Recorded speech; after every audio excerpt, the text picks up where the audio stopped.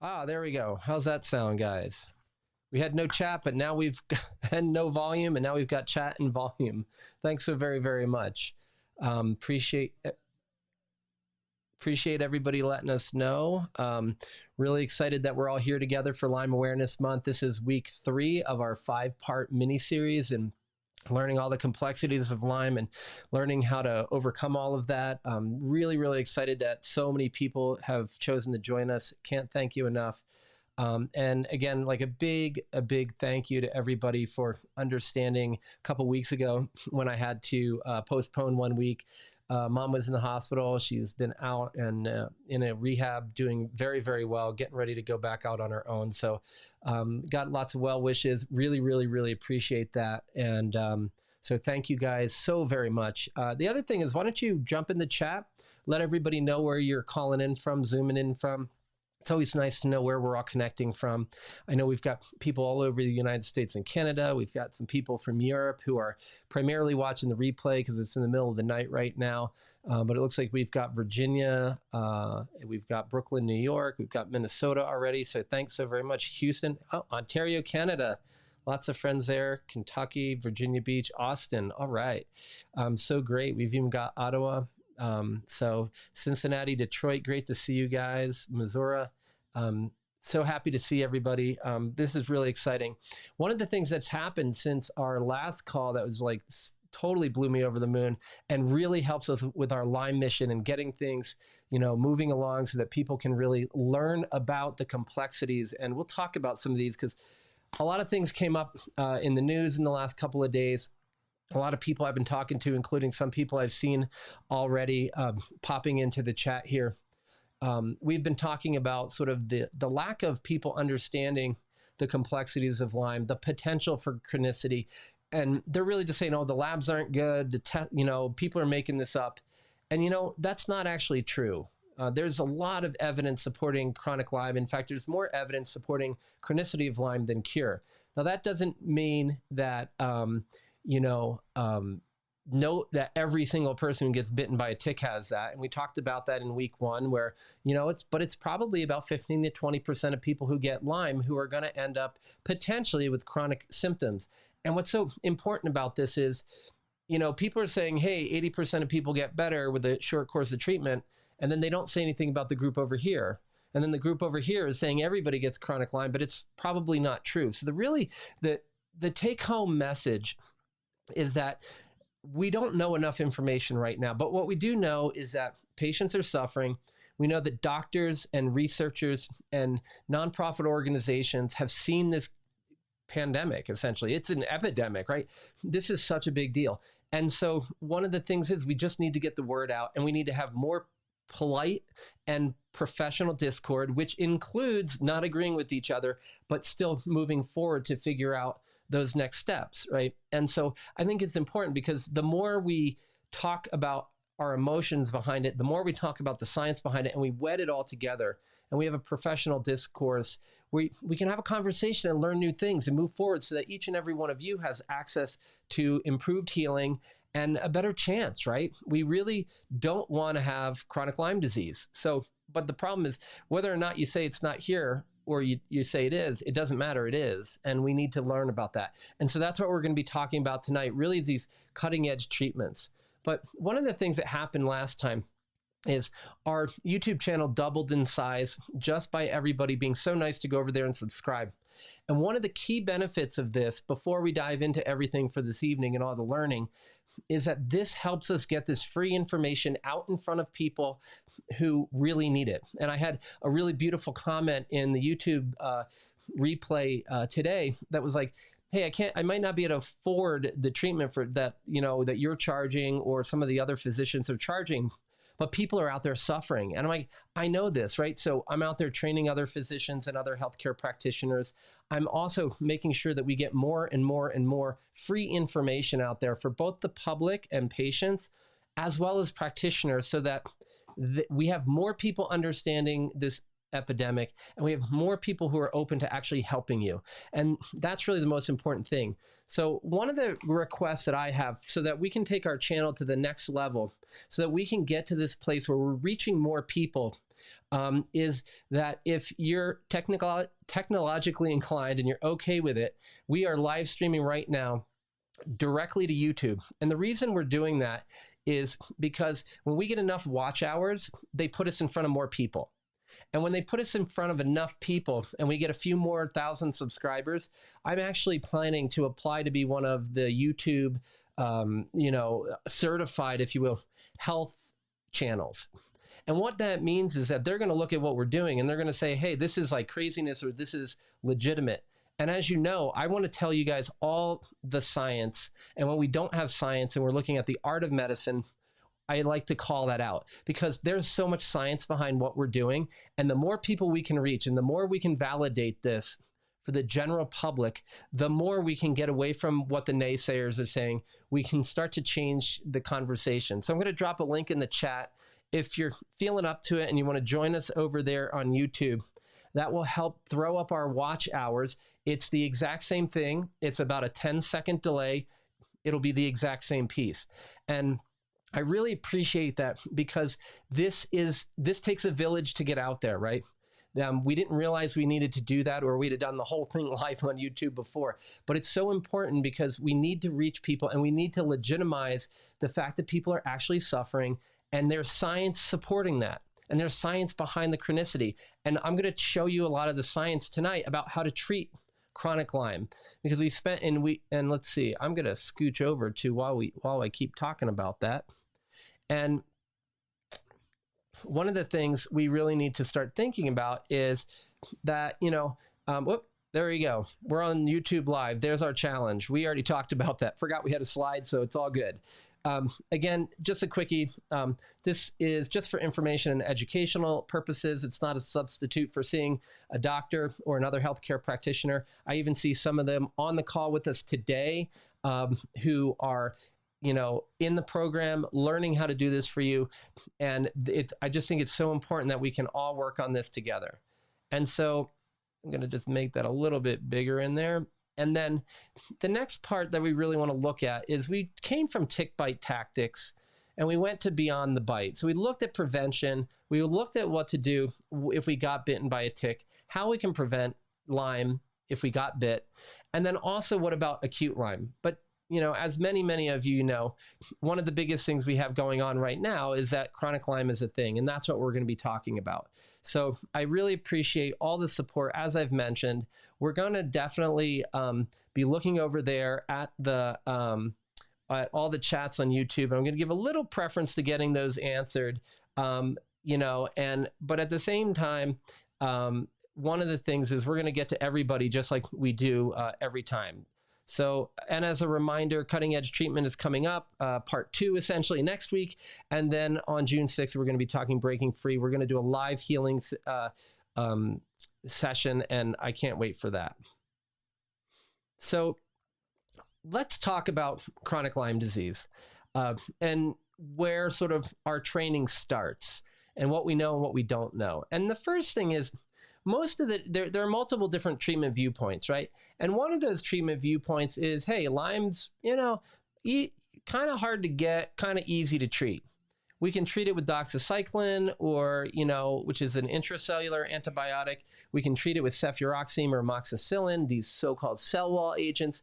We usually are going to treat for 10 or 14 days, maybe 21 days, but really almost everybody only needs to have a short course of therapy. Now, when we go and we look at other people, we say, hey, does that work? Well, let's go back to what I was saying, that evidence-based medicine, right? The important part about the evidence is that we don't have really good evidence of cure. In fact, the best evidence we have is through Monica Ember's lab at Tulane. She did a thing, both 4 and 6 month infection of rhesus macaque monkeys. And in this case, it was 6 months. They treated them with doxycycline for 28 days and they cured a whopping 0%. Okay, so if we just go back for 1 second, I just said the standard course of treatment is up to 21 days. But if we treated you for 28 days, it may cure 0. And if I gave you 28 days of IV ceftriaxone, which almost nobody gets in acute Lyme unless you have like a huge swollen knee of a Bell's palsy or a heart problem, or an eye problem, you're not going to get that. But if we did, and then we give you another 2 months of doxycycline orally, we cure 27% of these monkeys, right? This is abysmal. Now, with that said, we have to remember that what happened in this situation was they infected them for 6 months, and then it was repeated, and they did it in a shorter period of 4. But looking at this paper, we don't know what happens between the time someone gets infected and 6 months. But most people who are presenting with Lyme aren't getting diagnosed really early. If you get the rash, you find the tick, you have early symptoms, that's great. A lot of people aren't. So we need more research on what happens earlier on in infection. But we also have to recognize that this is 3 months, including a month of IV antibiotic, and there was not, that 25% is terrible. Right? And they repeated this, right? And this is a really interesting paper. And we go deep into this in the Lyme Disease Practitioner Certification Program, where I break down both the direct and the indirect measures. But one of the most important parts here is that the results that they found showed that each host, each individual primate, showed infection differently. And whether it was DNA, direct method, or it through a biopsy, or it was an antibody response, it was completely variable, right? So the antibodies could be low, then you treat them and they go high. They could never make an antibody response no matter what. They could have high levels of some antibodies that go down with treatment. Other ones would stay the same or go higher. It was like literally all over the place. And then, so what they said was persistence was not reflected by maintenance of a particular antibody. So we're all looking for the, which antibody, which band, which style of ELISA test is going to get it right. The problem is it's variable. It's variable over time. It's variable between hosts. And they found evidence of persistent, intact, metabolically active Borrelia burgdorferi, that spirochete bacteria that causes Lyme disease, after antibiotic treatment. Now, they point out, and that's what the last part is, disseminated infection. That's because they did this for a period of time and let them get past that early stage. So again, we're still missing what do we do before 4 months, but 4 months isn't that far out from when a lot of people are diagnosed, and a lot are even after that. And we know that our lab tests do not necessarily show that these things are there, because ultimately when you have the entire organism, meaning the monkey, where we can take all the organs out and culture and find these things, unfortunately then the animal is no longer alive, but we can prove that Lyme is still there even when our standard testing can't pick it up. So the question a lot of people always ask is like, well, how is this possible? Why is this? Right? Well, one thing is we know that Borrelia, the genus of the spirochetes, have been found in ticks that are preserved in amber that are over 15 million years old. And then the Iceman was found to have Lyme disease. He's the oldest known human infection, 5,300 years ago. So there's a lot of people out there talking about conspiracy theories, Plum Island, Lab 257, all this stuff. That stuff may happen. But the reality is these organisms have been around longer than humans. They know how to survive. They're very advanced, and their advancements are not like better tests, or instead of a CT, I'm doing an MRI, or instead of an MRI, I'm doing some new special fandangled thing. It's not more tech. It's not more advanced. It's almost like being smarter by chilling, right? They hide, they play dead, all kinds of cool stuff, right? And we're going to dive into the different persister forms, because you need to know about that, because we have another treatment viewpoint, not just that standard one, right? And it says you might need to target the organism with multiple antibiotics. We might want to target its cell wall. We might want to target inside of cells. We also have to take into consideration that these different agents are actually,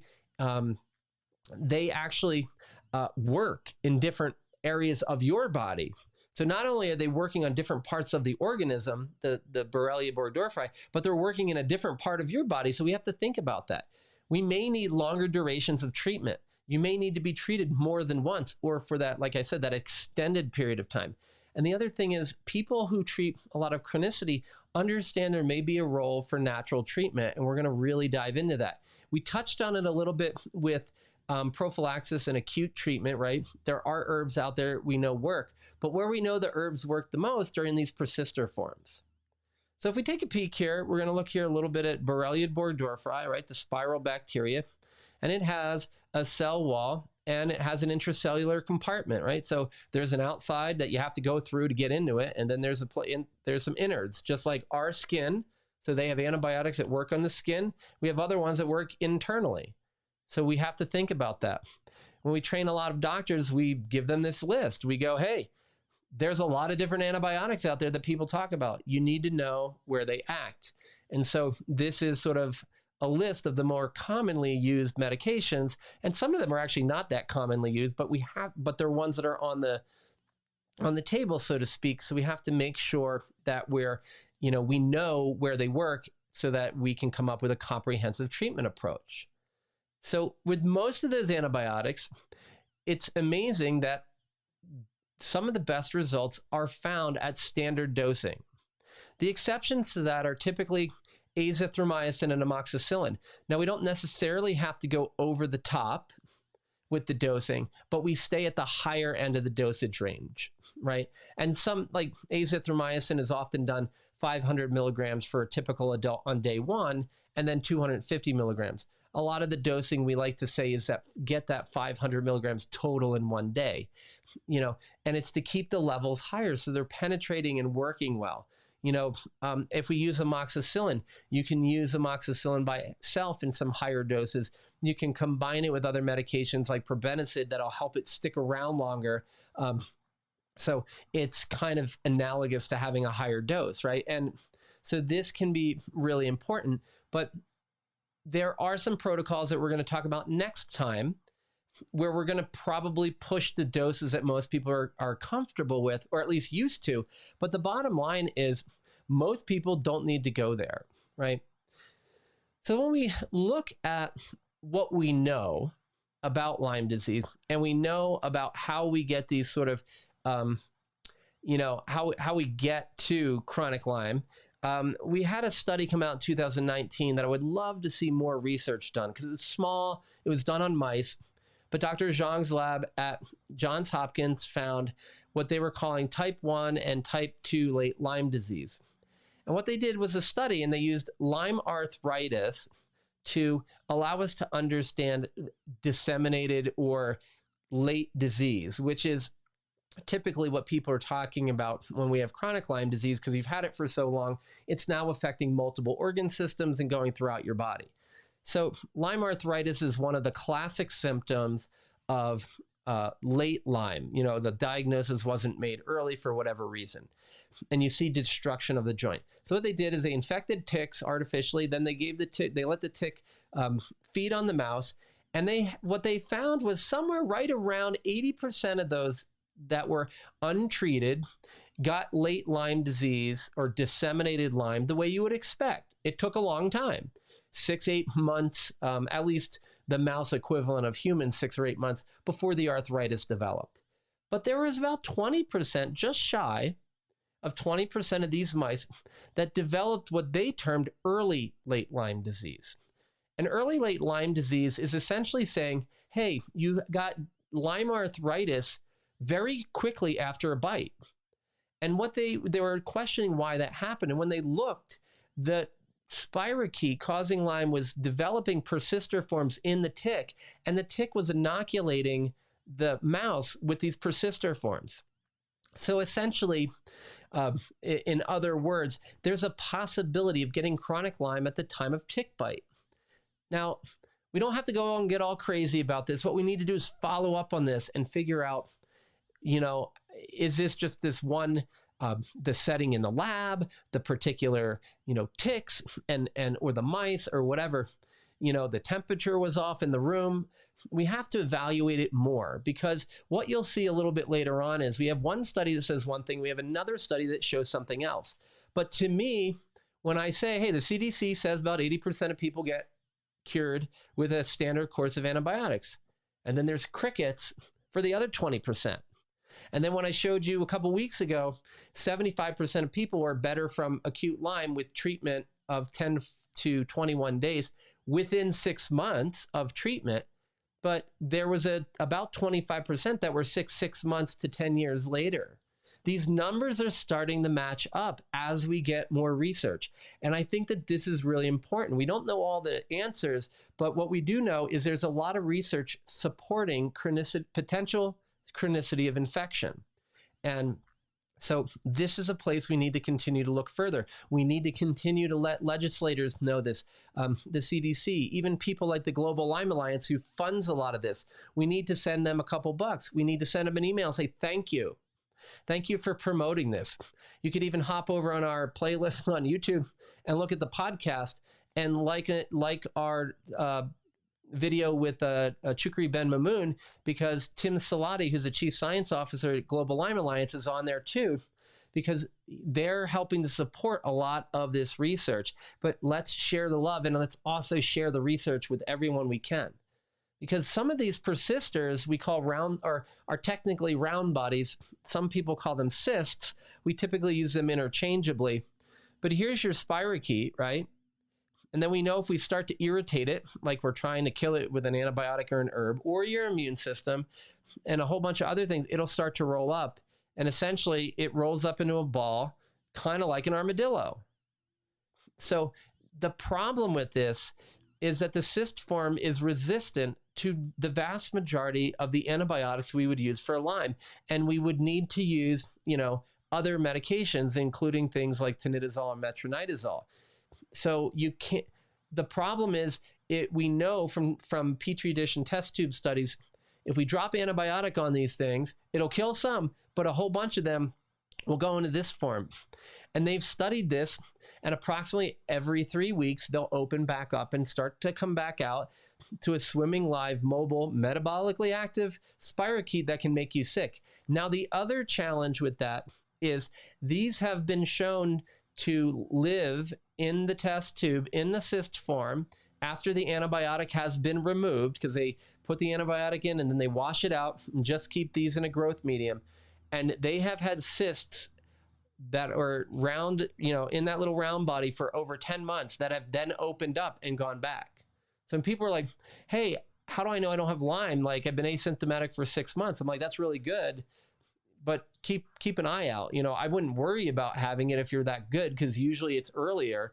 But, once you're at about a year without symptoms, we're feeling better. Once you're 2 or 3 years, or like me, 12 years, then you're like going, I'm good. But these things have been shown. This is published information. The papers are at the bottom, and there's even other ones. So know that there is evidence that these things will happen when you try to treat. We literally directly put antibiotic on these, and most of it rolls into a ball and protects itself. This is science that's published, right? This is not us making up stuff. This is literally published in the medical literature. So when people are telling us it's not true, they should go look. So now if we look here, we've got on the left, we've got our spirochete and its cell wall and its innards.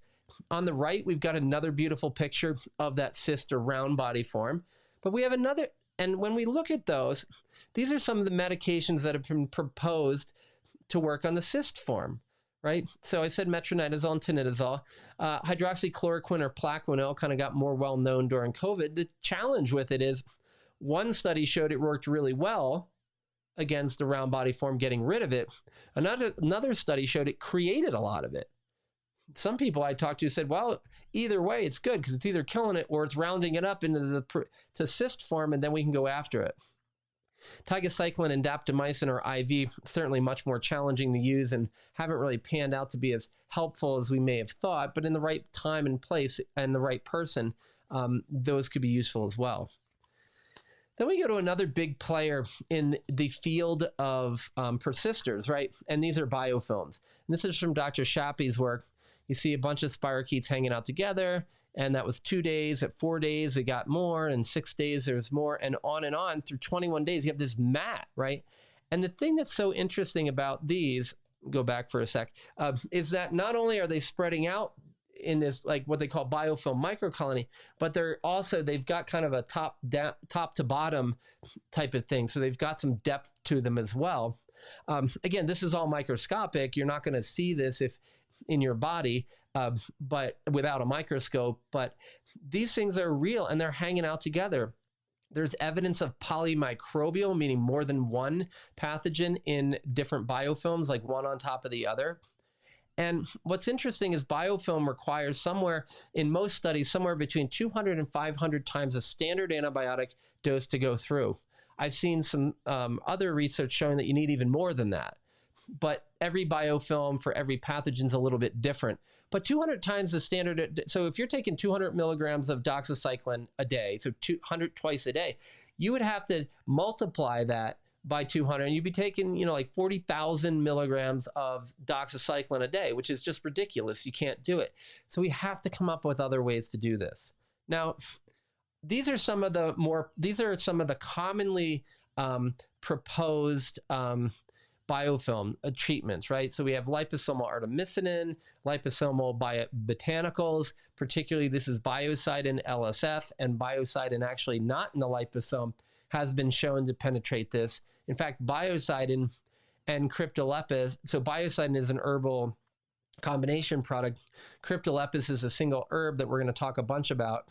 But those are the only two things that have been shown not to create Lyme cyst or biofilm forms and to be able to treat them. Everything else that's ever been studied has not completely eradicated Lyme and can lead to some of this formation. Now, it's better to kill some of it than none of it, so we just have to be aware. And then one of the other things is everybody's saying, hey, there's a lot of fat, there's a bunch of fibrin, blah, blah, blah. Let's use some of these systemic enzymes to work. If you have a fat digesting enzyme, it might work because there's a lot of fat in biofilms. But when you speak to researchers who research Borrelia biofilms, there is never been any published evidence of fibrin in Borrelia biofilms. So all these sort of fibrinolytic enzymes, including some that are listed there, such as lumbar kinase, are helping our patients, but we don't really know why in a lot of cases.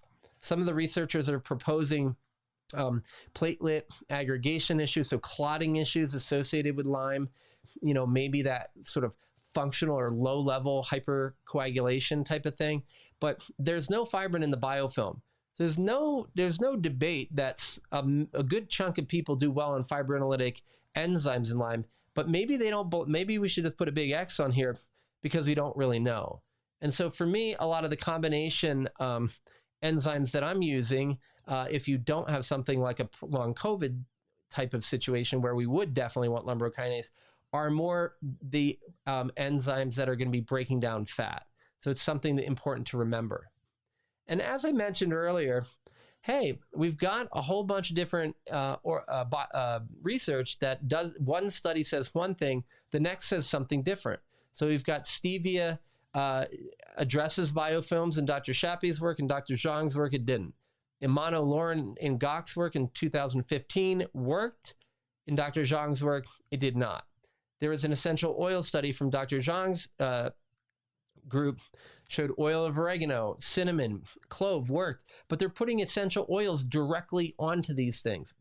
Essential oils at the right dose, which would be essentially analogous to us dumping them directly on a Borrelia biofilm, in a human would be toxic. So is it toxic just because the dose is ludicrous and it would harm humans, or what? So we need to look at this again in more of a mammal model.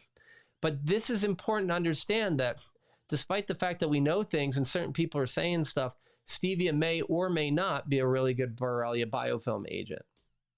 The other thing is we know that dapsone may do this. Dr. Horowitz has done a lot of work on this. We'll be talking about this next week. Daptomycin intravenous, like I said, has had some evidence in Petri dish studies that it can work, but not always the best. Disulfiram, and then everyone's new favorite, everybody wants to get azlacillin because somebody wrote that it might work in a test tube. The honest answer is we don't know what it's doing to biofilms. In the case of disulfiram, also something we'll talk a lot about next time, we are seeing that it's helping in chronic Lyme patients. Is it because it's killing more Lyme, more persisters? We need to do more work on it. But certainly, just because, clinical innovation is how all of medicine moves forward. Take the best evidence we have, we look at the patient in front of us, we add in our clinical experience, and we come up with a plan. If we see it's not working, we change it. If we see it's working, let's keep doing it. and let's investigate it further. So that's what I want to see. I just want to see more and more of this getting done, and more evidence of, being produced, so that we can really figure out what's working and what's not. So one of the things I always love to talk about is that the Borrelia, a lot of the research talks about Borrelia, and they're talking about growing and non-growing. And then you hear persister form, then you hear stationary form, and then you hear round body and blah, blah, blah. So, and then I introduce a new term, log growth or logarithmic. So think about active growing Lyme, active growing whatever, and we'll dive into this a little bit later. And then stationary is also persister. We can have a microcolony biofilm. We can have a round body or a cyst. We can have a planktonic spirochete. Planktonic spirochete is like, basically under a microscope, it looks like a Lyme spirochete, but it's not modal, and it's kind of like in a suspended animation, almost in a hibernation. And then we have cysts and blebs and other things that we need to, that are here that we don't even really know much about. So just hopping over to the side of the chat for a second before I keep motoring forward. Yeah, a lot of these studies are on PubMed. All the studies that I linked to are there, I think with the exception of one, but it's easily findable on the internet. I don't have all the references for you guys right now, but certainly I have them for our training program. So we can certainly start to put a compendium together. I think that's really important too, and one of the things, I'm going to make a general comment. If you don't like the evidence, it doesn't matter. You're entitled to your own opinion. You're not entitled to your own facts. Now, that doesn't mean that we don't need better evidence. It doesn't mean that we don't need to learn more. But if you think about what 20% is out of the number of people who get Lyme, that's a minimum of 100,000 people per year. This crap has been going on since the 70s, minimum, that we know of. So if you add up the number of people who are suffering potentially with chronic Lyme, and if you want to know some different numbers, look at the study that was published I think it was 2020, it might be 2019. It came out of Brown, pretty easy to find, and they looked at post-treatment Lyme syndrome. And they said in 2016, there was an estimated so many people with it. And I talked about this in week 1, I believe, but it definitely in one of the previous, 2 weeks ago. And then what they said is by the end of 2020, they were estimating a minimum of 1.9 million people with post-treatment Lyme syndrome. And my point, and what I'll talk about a little bit later tonight, is that post-treatment Lyme syndrome, a large number of those people probably have chronic Lyme disease. We're having a hard time defining it, and we have to get there. But that doesn't mean we don't treat people. But there are a gazillion people who get Lyme. There's a bunch of people who get Lyme who never get treated, who are sick for a little bit and get better. And we know this because we find out that they had Lyme and they never even knew it. The thing is, the problem is if we start saying that we don't believe the evidence that's been published and peer reviewed, and then other people are looking at the evidence and they're interpreting it differently and making stuff up on their own, that just means we have two sides of people who are arguing about opinion without standing behind the facts, right? And what do we know, right? What we know, let's take Borrelia miyamotoi as an example. We never really even agreed on, human infection until after 2010, right? I published 2 of the first 24 cases in the United States. They were within the first 73 published cases of human infection in the world. But before then, we just told people it's in the Lyme tick. It's the same one that gives you Lyme disease or Borrelia burgdorferi. But Borrelia burgdorferi is transmitted, but Borrelia miyamotoi isn't. That was the best people knew. Then we found out that there was human infection. And then once we developed testing for it, then they went back and they said, wow, over the last 25 years, 30 years, we have over 300 cases of stored blood samples where we might have thought they had Lyme, but they didn't. And then unfortunately at that time, everybody's like, oh, it's on your head. But then we found out it was Borrelia miyamotoi. But just because they put their head in the sand doesn't mean we shouldn't. We shouldn't have to try to make the pendulum go so far to either side that we forget to focus on people who are suffering. We leave people out when we play on the fringes. It's really good for marketing. It's really good to scare people. It's really good to get people to buy something. But the bottom line is we need to start looking at people's health, or at least that's my opinion. I think when we come to the center and we look at all of it, we get to the end quicker. So that's why I'm so passionate about making sure that we're using the evidence. Now, in medicine, if you want to take it a bit deeper, is 2009, the Institute of Medicine said there's about 9% of what we do in medicine has excellent evidence. There's another like 10% that has decent evidence. The other 81% is art. And so they literally wrote that 81% of what we do in medicine is essentially made up. It's art. It's the best we can do. So I often will tell other doctors who are trying to tell me that, oh, well, you can't do this until you have more evidence of this. I'm like, well, what do you do in your medical practice? Right? So that's, to me, I'm going and looking at all the evidence and I'm using the evidence for what it is. It's evidence. It's a guide. Right? And just because, and by no means am I saying that, you know, just because some people get better from Lyme and some don't, that nobody's suffering, because we know that that's not accurate either. So diving back into these stationary forms, I think it's so important, right? I love using whatever works and whatever is relatively safe, right? And what's really cool is this work out of Dr. Zhang's lab with Sunja Schweig and Jacob Leone, funded by the Global Lyme Alliance, looked at these herbs. And what's really crazy is Cryptolepis, as you see, is the only herb or medication tested to completely eradicate the stationary form of Lyme in subculture. And the part about that that's important is it basically means they treated it, they treated it longer, they cleaned it all out, and then nothing grew back.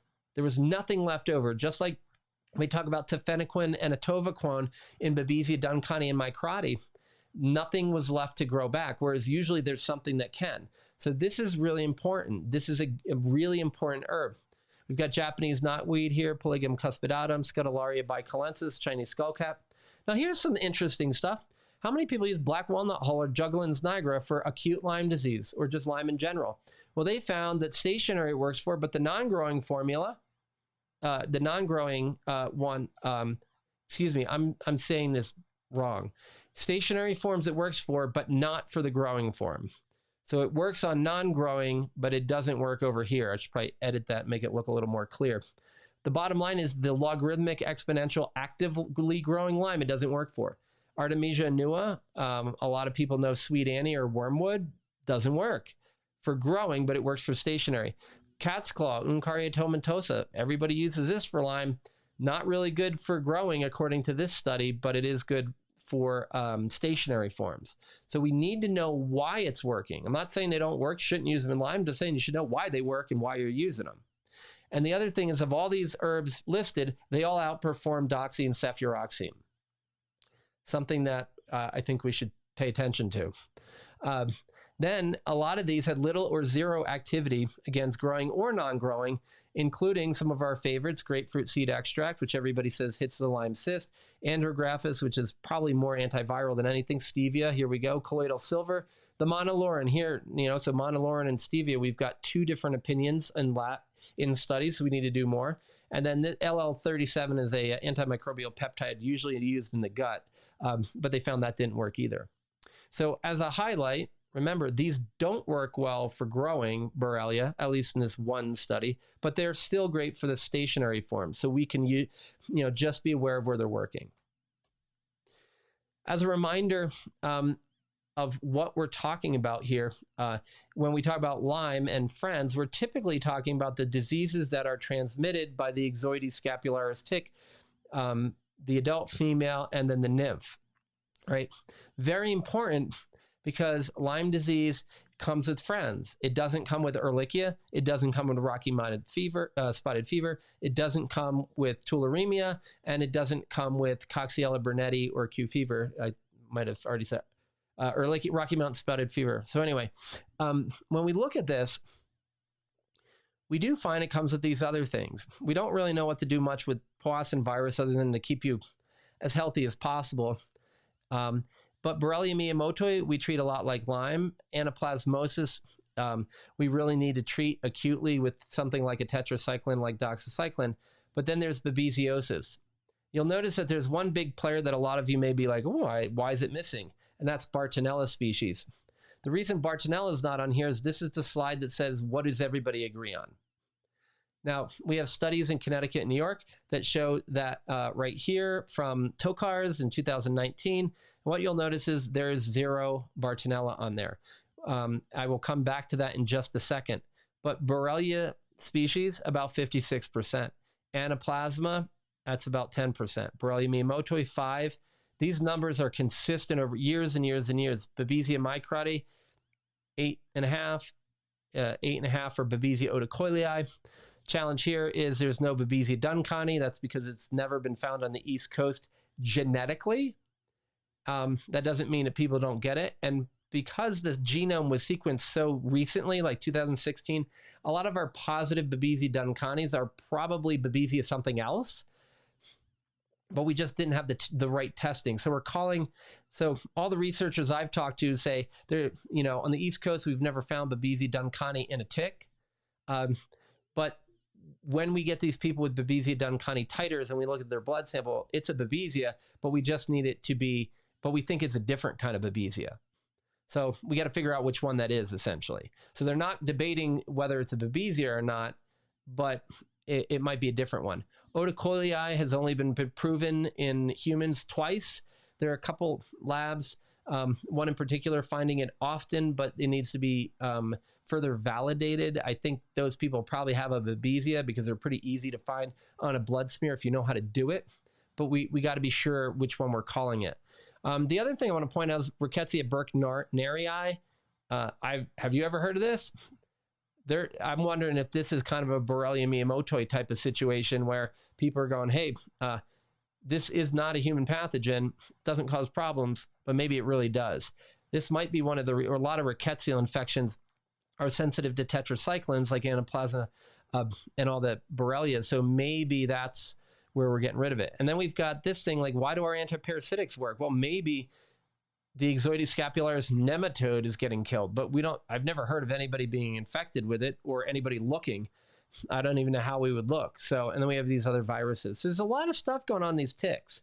And then if we go back here, I said Bartonella has not been found in ticks in Connecticut or New York, at least in the published studies. But Dr. Breitschwartz's lab said, hey, out of nearly 1,000 ticks sampled, they found it only across the United States. They found it about 2.5%, and Lyme disease only about 14%. But the interesting part is that's kind of a couple of patches all over the country. When they look in North Carolina, they're finding different Borrelia species, 63%. So miyamotoi, Lyme disease, this Bissettii that they set up here. The other thing is they're finding Bartonella henselae at a much higher level, like essentially just over 4 times the national average, if you will. So there's a regionality behind this, and this is important to remember. So we're going to move into Babesia here. And really, I'm going to highlight not the acute symptoms, not the stuff that everybody learns in medical school or you might read online, but these are the things that we're seeing in our office, people complaining of chronic symptoms. And some of the big ones are highlighted. So day or night sweats, air hunger, right? So air hunger is that like not being able to get a full, comfortable, deep breath in.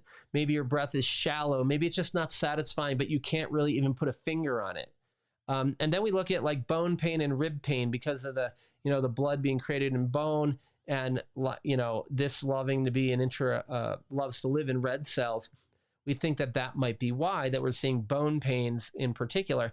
And then we get these sharp shooting pains, which are commonly, people kind of describe them as deeper in the bones. These deep bone pain, sharp shooting pains are common.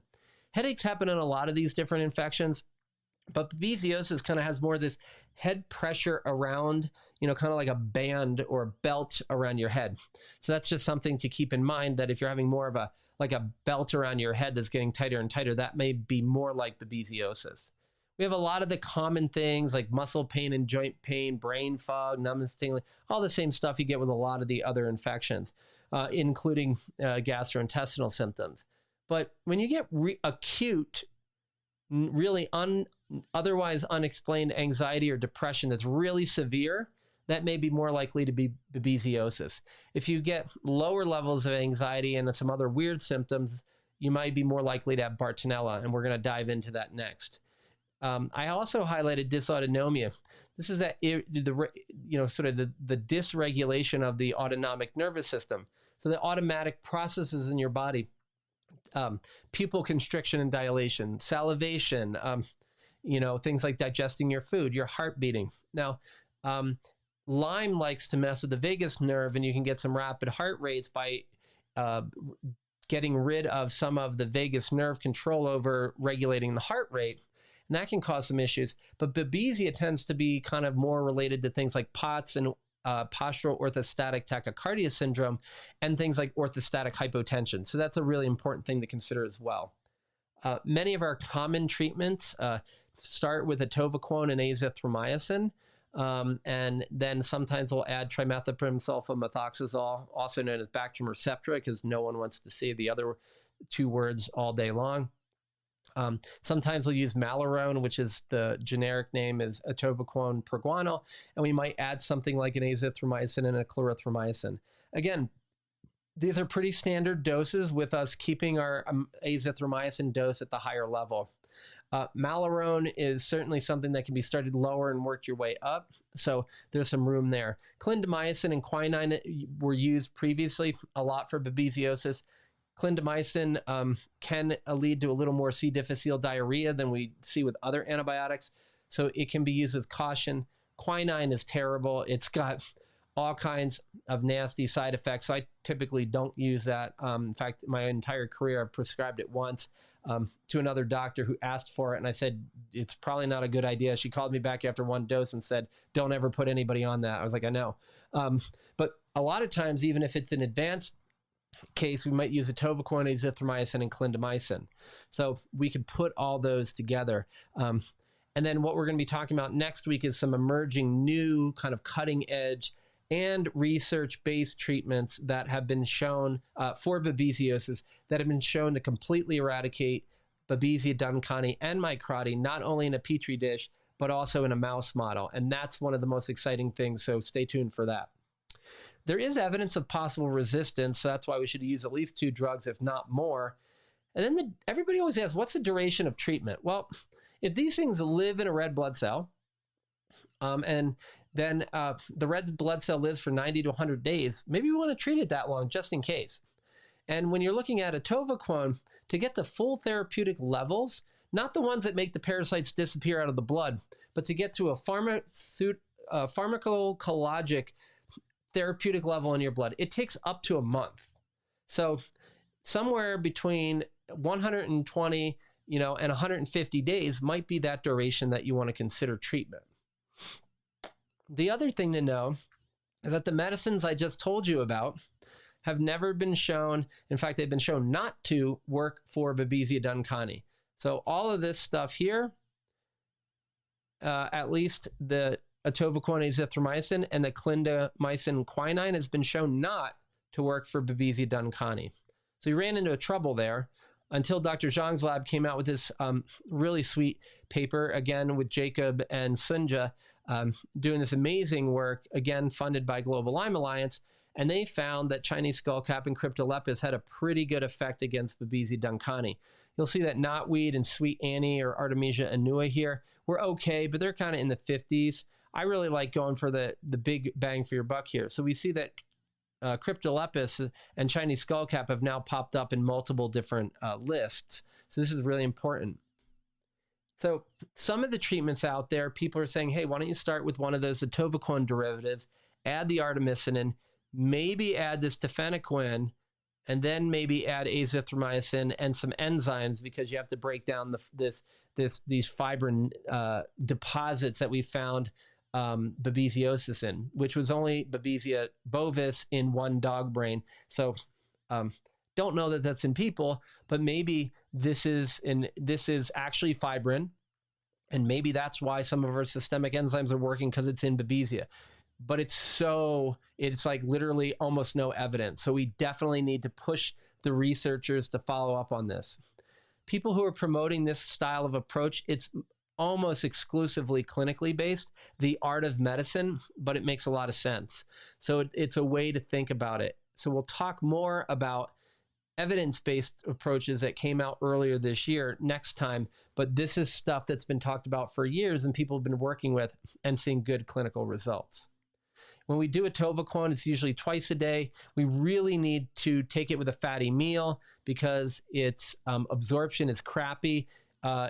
One study I read, or I should say one drug database that looked at a bunch of studies, showed 27% on its own. Fatty meal, 47 to 49% absorption. So you pretty much can double the absorption of atovaquone by taking it with fat. So that's important to consider. Also, if you're doing artemisinin, whole leaf, I typically would use Supreme Nutrition products, super pure, very inexpensive, but we're targeting 800 to 1,000 milligrams a day. If you use Supreme Nutrition, I usually do 300 3 times a day. And then you can also get a liposomal version. Studies really show, there's actually 2 studies on this showing that liposomal artemisinin is absorbed 4 to 5 times better out of the gut than standard artemisinin. So we can get away with, if we want 800, we get the 4. If we get closer to, if you have good absorption, you get closer to the 1,000. And that's typically how we would do it. Artesunate has been used clinically very well. It's not really all that readily available in the United States and it costs a ton, so I don't really use it much or at all. Again, tafenoquine, something to be aware of. Check out our podcast with Dr. Ben Mamoon. We talk all about it for well over an hour, and then we're going to be diving into that next week as well and giving all the cliff notes so you don't have to spend a bunch of time learning about it. You'll just get the actionable parts. But the most important part here is tafenoquine plus atovaquone are really the only published things in mammal models that completely eradicate these things. And again, more next time. Let's take a look at Bartonella for a moment. If I go back for one sec, there's a huge conversation whether it's tick-borne or not. It may be tick-borne. It may not be in the United States. If you go to Europe, upwards of 70% of the Ixodes ticks in Europe are infected with a Bartonella species. There's evidence out of Europe where a tick infected with Bartonella can transmit it to a mouse. So there's definitely preliminary evidence that if it isn't a tick, it can be transmitted to at least a mouse, right? And a mouse is used often as an analogous first step in figuring out if it could be transmitted to a human. The other thing is Bartonella is transmitted, or at least contained in, spiders. It can be transmitted by fleas and flea bites. Cats can also give it to you, and we often call it cat scratch or cat bite disease. But the problem is, the big thing that's really happening at that point is that when all of this goes down, what we see is that it's not the cat with the Bartonella that's causing a problem for us. What we're running into a problem with is that the cat has the fleas, and the flea poop is getting put into you when you get bit or more likely scratched. So if your cat has Bartonella, it's really going to be hard for it to give you. If it has Bartonella and it has fleas, that's a different story. So a lot of people are testing their cat and trying to eradicate it in their cat. That's not how it's transmitted. If you want to know more about that, you can check out my podcast with Dr. Ed Breitschwert, and he talks a lot about that, and he's one of the foremost experts in Bartonella in the world. Then we've got Bartonella symptoms. Like, what are the things that we see that are different than other things? We see a lot of fatigue and decreased stamina. Some people have tremor and even transient focal muscle fasciculation. So there's a little bit of, little muscles move over here, then they're up over here moving, and then they almost like migratory, where we talk about the migratory joint pain and numbness in Lyme. You can actually see migratory focal muscle fasciculation in Bartonella. And migratory peripheral neuropathy symptoms, I see a ton with Bartonella. So I think it's really important to understand that if it's migratory numbness and tingling, maybe look a little more Bartonella than Lyme disease. There's an age-old argument, foot or heel pain or sole pain versus the heel.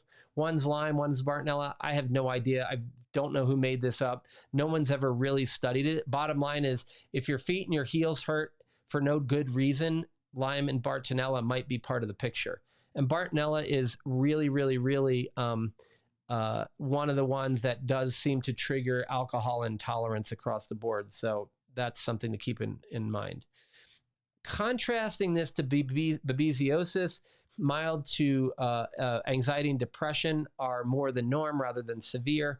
Again, these are acute things. These are in people where we're not expecting it. We've got OCD type symptoms, right? We've got rage. We can have acute personality changes and regression, especially in children. One-sided symptoms on the body, like all on the right side or all on the left side. Something that makes me think more Bartonella than otherwise. Odd crap, sounds like Bartonella. Tick disorders, like if somebody has like all of a sudden has like Tourette's or an eye blinking tick or like blowing through their lips or flapping their fingers, it might be Bartonella.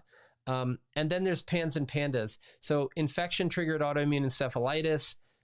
So we have triggers this thing called pediatric acute onset neuropsychiatric syndrome, which is what PANS is. And it's essentially saying the infection triggers autoimmunity, which leads to inflammation, and then it's a shit show. So it's really important to understand that Bartonella can look like this, and Bartonella can also cause it. So it can definitely lead, to a false to a double whammy, if you will. And then I'm really fond of saying, if you meet someone who needs an acute exorcism, whatever that means to you, you might want to be thinking about Bartonella. The other thing is we talked forever that Bartonella causes these stretch marks that are violaceous. They're purple, pink, and they're Bartonella. Well, the problem is, especially if they're not in skin planes, right? They're not the normal skin folds and it's not associated with weight changes. The problem is we've never been able to prove it. There was a study by Dr. Breitschwert's lab that showed what looked immunohistochemically to be Bartonella in a lesion. They did DNA on it and they could not confirm it. But in Maluki in 2019 did find Bartonella in these lesions. Now, Bartonella in a lesion doesn't mean Bartonella caused the lesion, right? Dr. Charles Ray Jones told me all the time, like, if you have a kid with a brain tumor where they've gone in and done surgical debridement and they've taken parts out and they go back in for more and you get a sample, Lyme can be found there. He said, and he was an oncologist, a cancer specialist before Lyme. He said, equivocally, Lyme is not causing it. It's opportunistic and moving in. So we don't know for sure if it's being caused by Bartonella, but because in immunosuppressed people, we do know vasoproliferation, growth of new blood vessels from old ones can be done. A lot of people hypothesize this is the case. The important part from my perspective is a lot of people who look like they have Bartonella for other reasons and can currently have these violaceous striae or tracts, then you treat them for their Bartonella and the reddish purple goes away and they go back to skin tone. And that to me is definitely helping us understand that that's probably Bartonella. The other thing is these are, to be very clear, pearls from clinical practice. They've not been scientifically confirmed, but Bartonella striae, if they're actually going to be vasoproliferative lesions, you should be able to push on the stretch mark. It would blanch, it would become more skin tone, and then the blood would flow back into it. So a lot of times when I was with Dr. Jones, what we would see, and I've seen this a lot in my clinical practice, but the middle would be red, pink. The tips would be this bright purpley red, really flaming, and you would push the tip and it would blanch, and the middle would not. You'd treat them for their Bartonella, and the tips would go back to skin tone, but the rest would not change color necessarily. So some people goes all the way. Some people, you'll see that they have a stretch mark, maybe even from weight gain, and then it gets even worse. And it seems like Bartonella treatment fixes it. Bartonella also likes to cause swollen lymph nodes. So if you have somebody who's got like what we call lymphadenitis or painful lymph nodes, but they're not swollen, that's more likely Lyme disease. But if it's swollen or swollen and painful, think more Bartonella or Bartonella and Lyme. Then the other thing is we talk about subcutaneous nodules. That would be on the inner forearm, typically, and with the thumb out and your arm to the side is the inner forearm anatomically. And then on the outside of the thigh, people have found these. Have they found Bartonella in them? No, but does it seem to be related to a Bartonella infection? Often it is.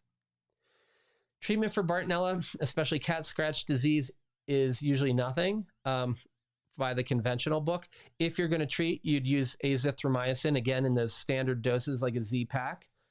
Other things that can be used from a conventional perspective are chlorothromycin, rifampin, going back to the trimethoprim sulfamethoxazole. and some of the fluoroquinolones like ciprofloxacin if someone's older and they're not worried about their tendons blowing up. The problem with Bartonella versus a lot of other things is that when we do a sensitivity on it, so like if you get a urinary tract infection, you pee, they send it, they say, oh, there's stuff in there, here's your antibiotic. They send it off to the lab and they test it. And they put different antibiotics on the bug that's growing. And it's really highly likely that if the sensitivity says that bug is sensitive to the antibiotic, that antibiotic's going to work. But in Bartonella, that's all off. I mean, this stuff has been published in at least as early as 2004, if not sooner. So a lot of researchers and clinicians suggest that you need to use 2 antibiotics for serious infections. And then BizWaz in 2010 said, hey, they are finding that if you use azithromycin alone within as little as 2 generations, that's 10 to 12 hours, Bartonella henselae can become resistant to it, to the azithromycin, and thereby, when it's gone, relapse. So there's a lot of evidence showing that not only serious infections, but even just any infection with Bartonella, we might want to treat a little more aggressively than standard, and we might want to use 2 or 3 intracellular antibiotics. Again, duration of treatment's unclear. We know that it's been published, high relapse rate if we use less than 15 days. The standard Z-Pack, of azithromycin for 5 days would get you about 10 to 14-ish days. So maybe that counts as the 15, but not really. If you have HIV and some side effects, which are those things we listed there, they recommend a minimum of 3 to 4 months, and then what do we do? Well, I would suggest we treat them until they're symptom-free.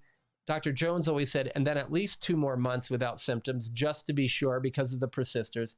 And then we reassess once we stop. And to get on a soapbox again, I'm really sick and tired of, hey, you're sick, we treated you, you got better, we took away the treatment, you got the exact same thing back, now you have something new. When I was a resident, I remember one patient, we saw him in the hospital, had pneumonia, got it under control, put him on oral antibiotics, went home, feeling a lot better, finished their antibiotics, 2 days later, same symptoms came back. I wanted to bring him in, reassess him, make sure I hadn't missed anything, go to my preceptor, and he goes, hey, you don't need, I said, I want to bring him in. They're like, why would you do that? I was like, well, he's sick again, and we already treated his pneumonia. He goes, well, did you?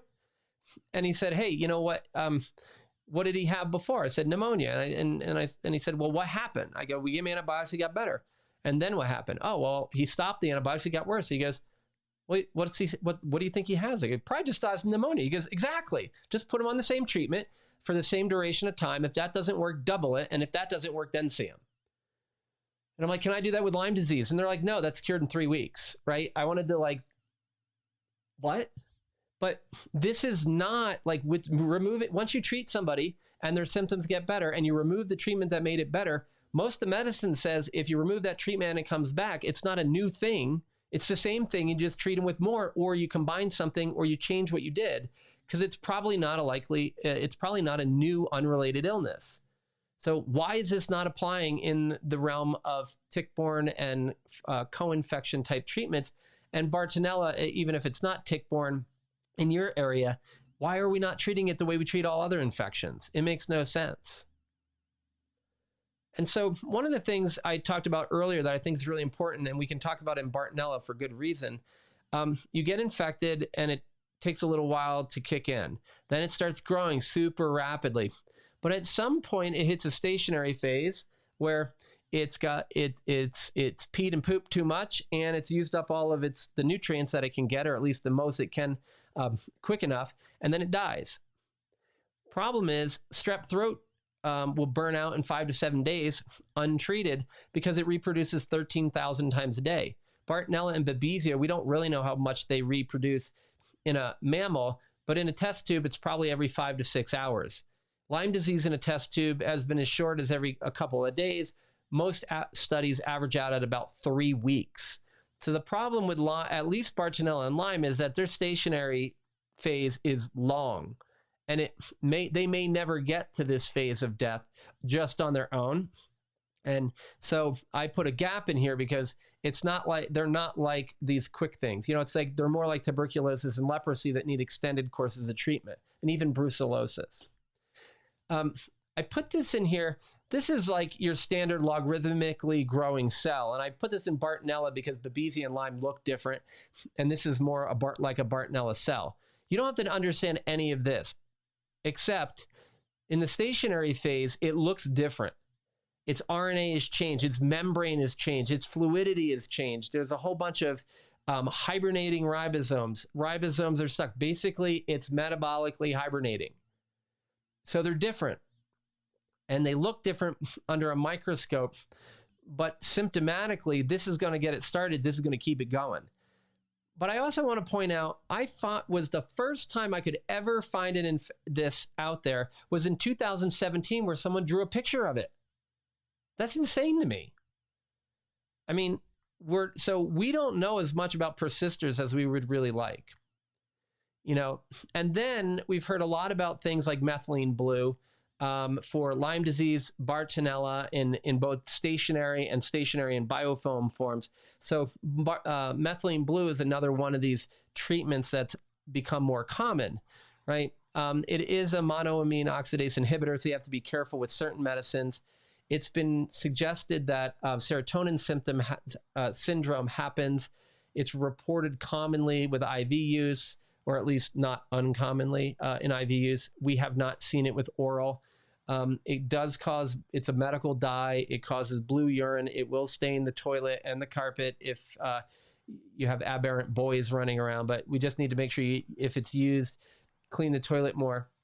And dysuria is this pain with urination. I see it more in men. Dr. Horowitz has told me he sees it more in women. And then also amphetamines, like a lot of our ADHD medications, could lead to hypertensive crisis, so we might want to not do that.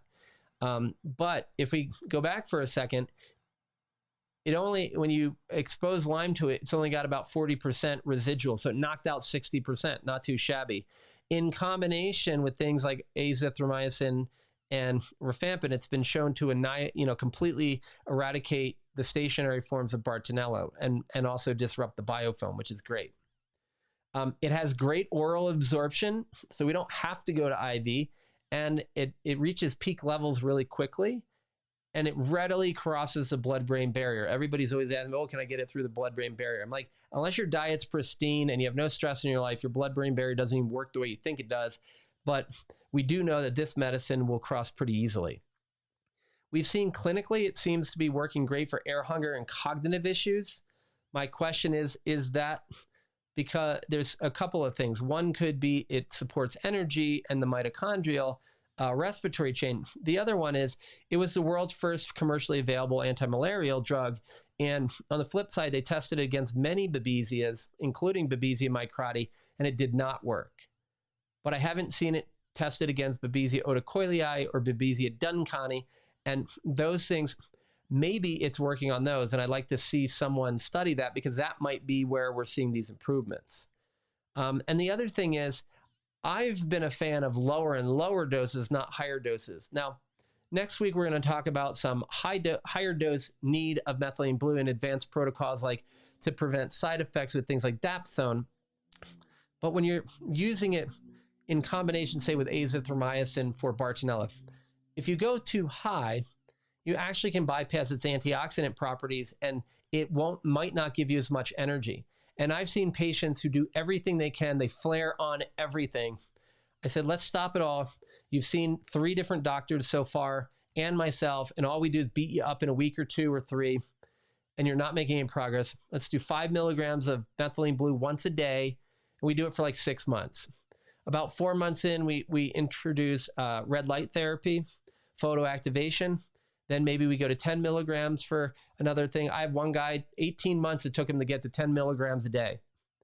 But then we were able to do double dose dapsone and upwards of 150 milligrams of methylene blue. Prior to this, any herb or med that he used for more than 3 weeks, he would just shut down for 4 weeks. He'd have to stop everything, couldn't work. So low dose strategies can often work. The other thing we have for Bartonella that's been studied a little bit is oral clotrimazole. Typically, it's an antifungal. A lot of people use it in the oral dissolvable form. I don't find it works that well, and you have to take it 4 times a day. And in that form, it's said to have poor absorption. I typically put it in a sustained release capsule. And with the sustained release capsule, I do see it's probably getting much better oral absorption.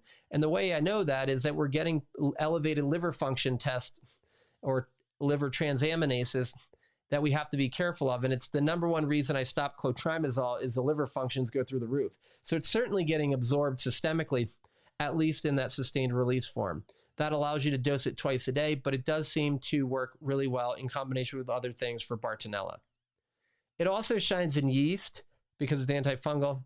It works great. It's been published to work when someone has aflatoxins, which are a type of mold toxin. And it also seems to be pretty immune modulatory in pans and pandas. So a lot of our antifungals seem to be that way. So just something, hey, it's all clinical with the exception of, it is for thrush, it's for oral candida, and it's also been published for aflatoxins. And the PANS thing is mostly my clinical observation. So again, let's come back and wrap things up for the lecture part tonight, but biofilms and stationary forms. Now let's look at Bartonella. It just so happens that a lot of the same herbs, Cryptolepis, black walnut hull, Japanese knotweed, Scutellaria, multiple species, including the Bicalensis, which is skullcap, Chinese skullcap, they're all working against the stationary forms of Bartonella henselae. So if we go to put it together, if we're using some medicines, maybe we can look at some basics, right? There are many, many more, as you could tell from what we talked about in the beginning, but these are just things that have good penetration, work well, often underutilized. And then you look at the herbs, right? It's like, wow, if I do Cryptolepis, Japanese knotweed, and Chinese skullcap, I can hit growing and non-growing Borrelia. I can hit Bartonella henselae stationary forms and biofilm forms, and I can hit the Babesia duncani. Has it been studied in my karate? No. We probably need to do that. Clinically, it seems to work, but we should work on it. Evidence-based herbs, including the ones up here for biofilms, some of our liposomal stuff, like liposomal biocide and LSF, liposomal artemisinin. The whole idea here is it's fat, so it's like a Trojan horse, like you're pilling your dog, put the dog's pill in some cheese, here you go. The idea is give the body primo fat. We know it absorbs out of the gut better. Hopefully, the biofilm is going to utilize some of that extra. That might be a fallacy, fictitious, like a Hollywood animation in our brains, but they do seem to work a bit better in certain patients. Even intermittent fasting and a ketogenic diet, I find, tends to blow people up if they have a huge biofilm load. They have a lot of Lyme symptoms, but if they get through it, they're so much better. And so a ketogenic diet may burn this because the body preferentially burns adipose tissue or fat. And when you look at the other side of it, it's creating rocket fuel for the brain, but the brain is literally the fattest organ of the body. So ketogenic diet doesn't mess up the brain. It actually makes it work better. And so preferentially, it's creating ketones out of other fats, dietary and excess in the body, and it may work on this too. Again, it's something that can be very healthy for a lot of people. We need to study it more. Actually, ask Dave Asprey, the Bulletproof executive guy who made Bulletproof coffee and all this. He's all about super fat and being, on keto diets and stuff. He's like, I don't even know how to study that. So we're working on it, but we don't know. And maybe enzymes as we talked. So I do have a little chart. I'm going to tell you in a second how to get it. Basically, I'm going to take our major herbs we highlighted. It's going to tell you if it works for growing or stationary forms or if we don't really know in a particular pathogen. But we have all the papers linked here and a little stuff here. If you want to grab a copy of that, just go over to originsofhealth.com at free resources. You'll get my top 5 supplements for healing chronic Lyme. And you've got your page right there that'll have it, including a description of all the herbs, where you can get them, and then most importantly, how to take them and what they work for is all there. So you're going to get a version of this that you can download, and it'll all be right there. So that's my thank you to you guys for joining me as part of this. And really, in summary, hey, there's a whole bunch of stuff we know. There's a whole bunch we don't know. There's a lot of researchers on your side doing the things that are super important for the future of us understanding what's going down, the future of us getting people better, the future of us preventing Lyme better. Everybody's working on this. The problem is we're acting like we're not on the same team. And I will say there are some bad players out there. But I've also seen some of the previous quote unquote bad players see a crack and go, oh my God, the research is showing something different than what I've known my whole career. And they're open to exploring it. They're open to the possibility, and they are starting to move too. So if we can all move towards the middle, that will help us with other people, right? That will help us treat our kids, treat our loved ones, treat ourselves better. We'll have better resource availability. And, you know, just before I hopped on, somebody sent me a thing in a thread on Medium, and this lady's going off about how all the labs are wrong. There's no evidence there. There's all these other things going on. And my problem is they are actually stating their opinion as fact, and they're saying everybody else's fact and opinion are just their opinion, and they use the word criminal. And I think that presenting a single-sided viewpoint, in fact, if you want to know what's really great, back in the day at Mass General, they were very much against the concept of chronic Lyme. They were a little more open to post-treatment Lyme, but not chronic Lyme. Dr. Richard Horowitz was invited to give a grand rounds there, and they had to sign off on medical continuing education credits for it. The way that got done was one of the residents said, there are more than one published opinion, and there are more than one side to this discussion of Lyme. Because medical residencies are funded by Medicare, they are mandated by law to show give an overview at a minimum of all the treatment potential options and all the viewpoints. So because they were not if they didn't do that, they would be in jeopardy of losing their Medicare funding. And so what it turned out to be really cool, that because of the way funding was done and someone just pointed out this thing, they were able to get that in there, and that started a change, right? And I'm so happy to report things like that, because this is a long journey. We need to fast forward it, but we've seen advances through COVID in testing. If you want to learn more about that, listen to my podcast with Ed Breitschwert. But it's really important to understand that there are actually more people probably on our team and the team of the good and the right in healing people from what they have than there are against it. The problem is the people who are against these things are loud and have cash. So that's why we all want to get together. We want to share this video with other people. We want to come and have this conversation. And so in an effort to present you with even more of the evidence next week, and especially the evidence that's going to help a lot of people who are suffering, next week we're going to talk about cutting edge care. We're really going to dive into dapsone, disulfiram, double, triple, quadruple dose dapsone, pulse dapsone. We're going to talk about tefenaquine, and atovaquone. And so that should be a little bit shorter than tonight in terms of the teaching part, but really action-packed. And it's really helpful because there's so much research that shows that this stuff works, right? And then in week 5, I mean, one of the hardest things to do is get over getting stuck and being sick. And I'm not talking about the mental state of it. I mean, outwardly and maybe inwardly, we're feeling the mental state, but this is a nervous system reflex protective mechanism that's causing a lot of what other people are saying. It's in your head.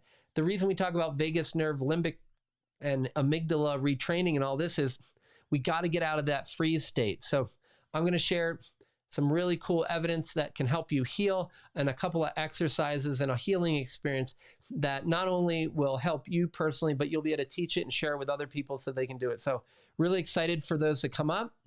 As always, thank you. And let's kick back and get a little bit of Q&A taken care of here. Super excited for that.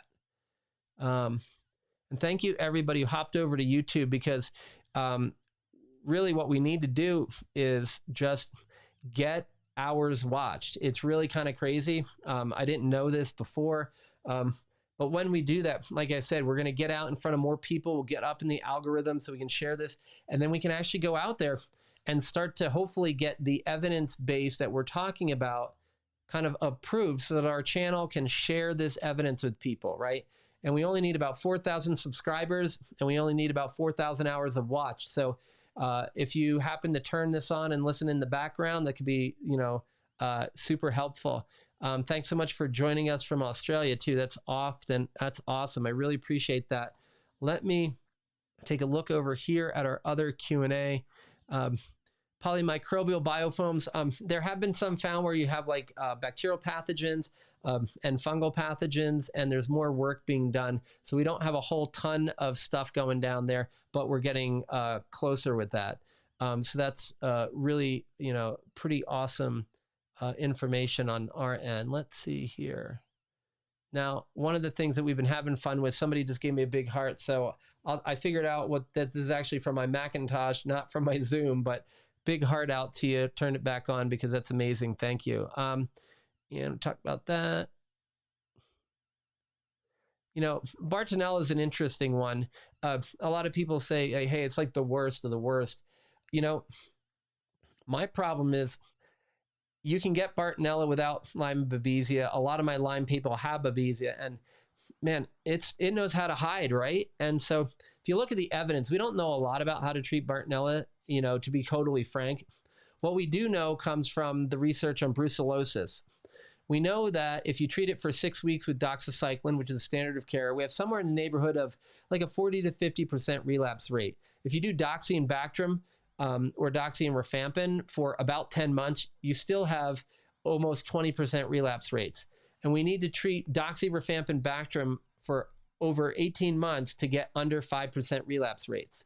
So genetically, Brucella and Bartonella are very similar. And so they definitely look like infections that are ones that are very much, kind of complicated.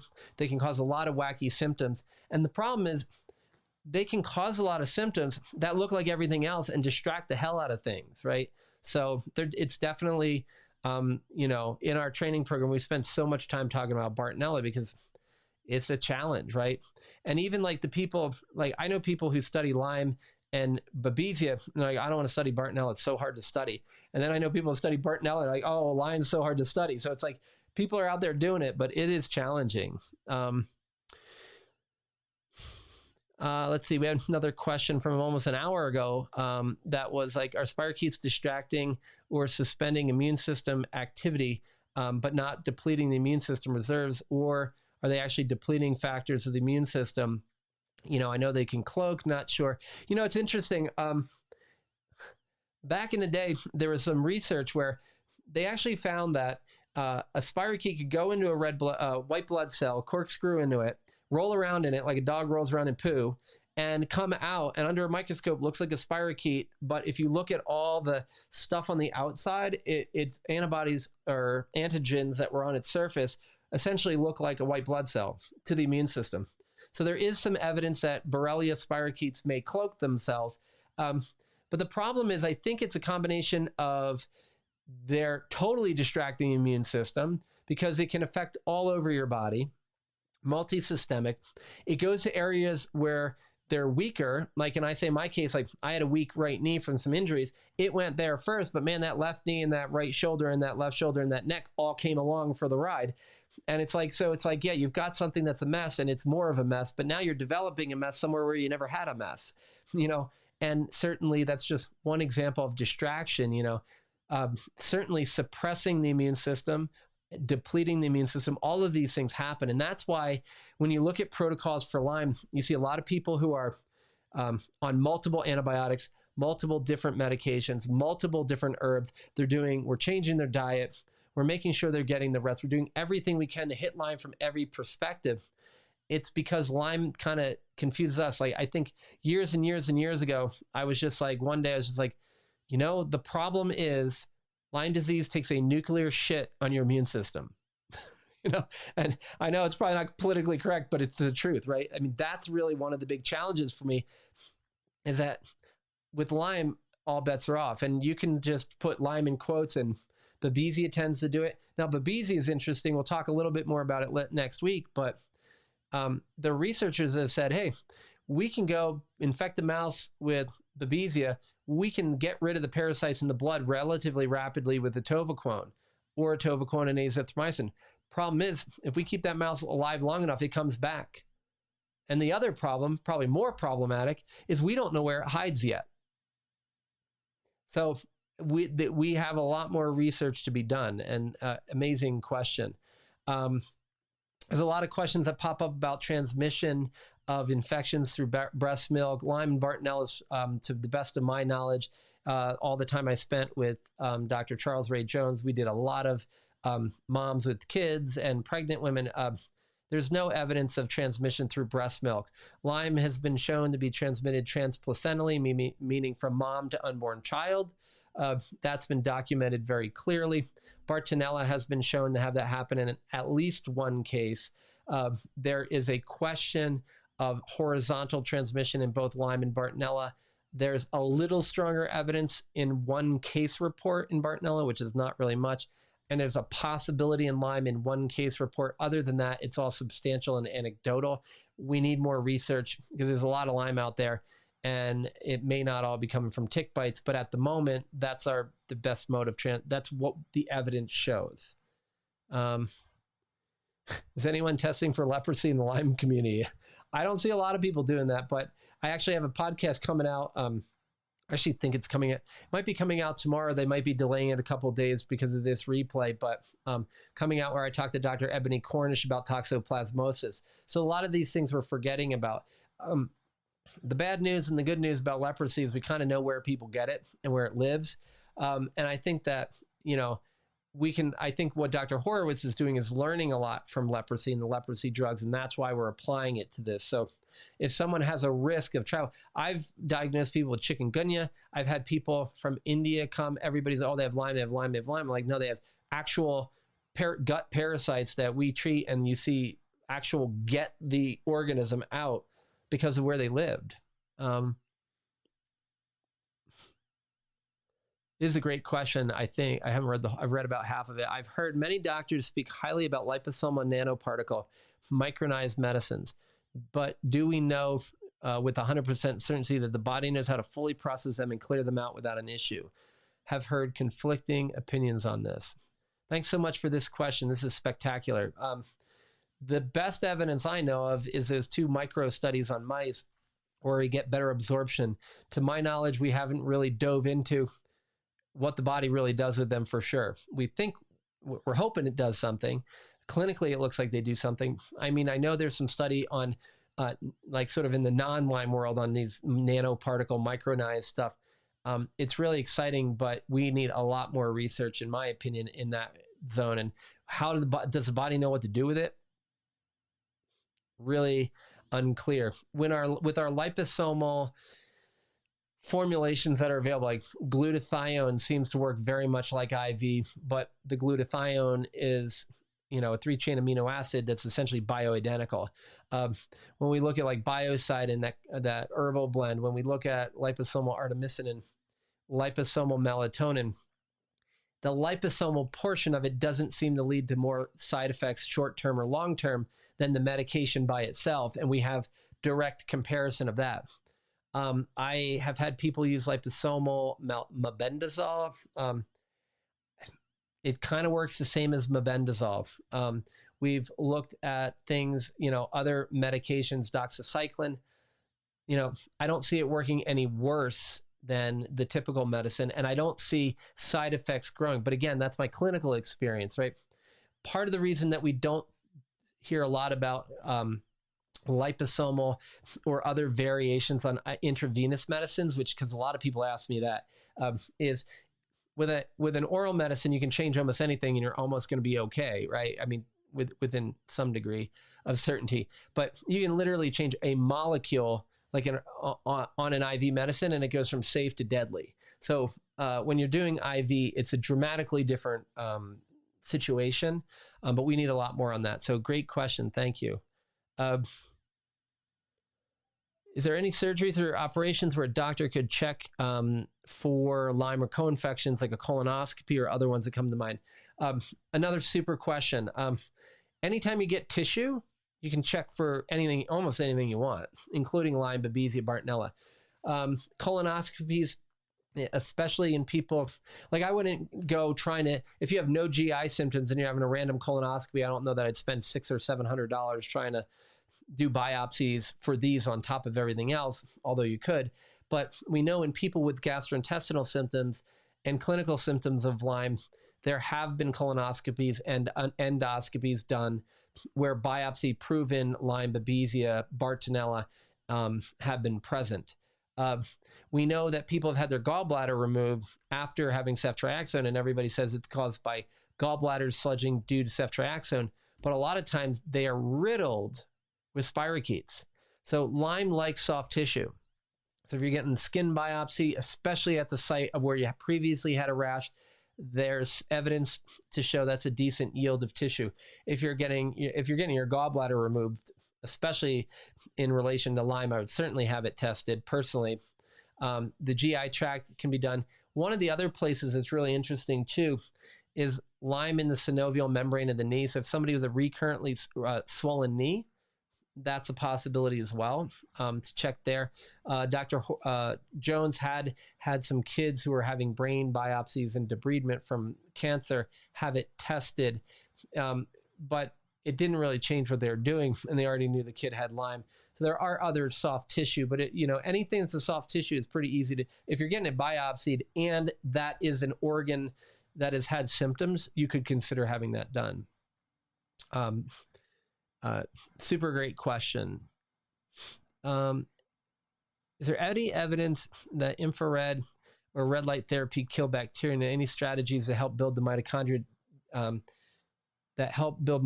can kill bacteria? So there's definitely, we do a lot of cleaning of the blood supply using methylene blue and photoactivation and in red light. 660 nanometer light is really good for this. Also lower 900s, like 920, I believe. But that 660 nanometer is really good to activate methylene blue. You put those two together, antiviral, antifungal, it's anti-Ebola, anti-SARS-CoV-1, anti-HIV. If you have MRSA, methylene-resistant Staph aureus, it will then make, methylene blue and red light together can go after that. Antiviral, antifungal. I think I said antiviral a couple times. Bacterial, really good there. Red light itself does have some evidence in certain concentrations and frequencies of being able to kill things. More importantly, both low-dose methylene blue by itself and red light therapy are really, really good for bringing down inflammation and optimizing the mitochondrial function. Methylene blue bypasses, if your mitochondrial respiratory chain has 5 complexes, if one of the first 1 or 2 are dysfunctional, it'll start dropping electrons into 3, so you can start making energy while it's repairing 1 and 2, which is why I think a lot of my really sensitive people handle it. We slowly rebuild the mitochondria. Then the mitochondria not only give you energy, but they start promoting autophagy, this intracellular detoxification. Part of intracellular detoxification is also getting rid of intracellular pathogens. So we can kind of sneak in. And then the red light on top of that methylene blue can help with that. I'm going to, in our 5th week, in June 6th there, I'm going to show you some techniques that you can do at home right away. You'll be able to experience in real time that promote autophagy. They're going to increase carbon dioxide levels, which are, bring down anxiety levels, but they also vasodilate, so we can open up the blood vessels, get better circulation, helps in Raynaud's, but it also helps get the toxins out and the nutrients in. It'll also increase nitric oxide, which does the same thing, anti-inflammatory, improves circulation. So we're going to give you a lot of bang for your buck for that hour. So that'll be a lot of fun. And then the red light is going to help, I actually have my red light panel right here. And I use it. And a lot of times what you'll do if you're with me, I just got back from traveling, as you may know, to help my mom. So I don't have it plugged in to the dock because it was traveling. Let's see if I can get lucky. And a lot of times what you'll do is you'll see me like this in a meeting. And the reason I do that is even just this gentle red light on me is going to help support my mitochondria, my energy, help balance hormones. There's so many different approaches with red light that can help. So I definitely am a big fan there. That one. if we use blood thinning herbs or meds, can it cause the co-infections to spread more easily through the body? I've not seen anybody study that.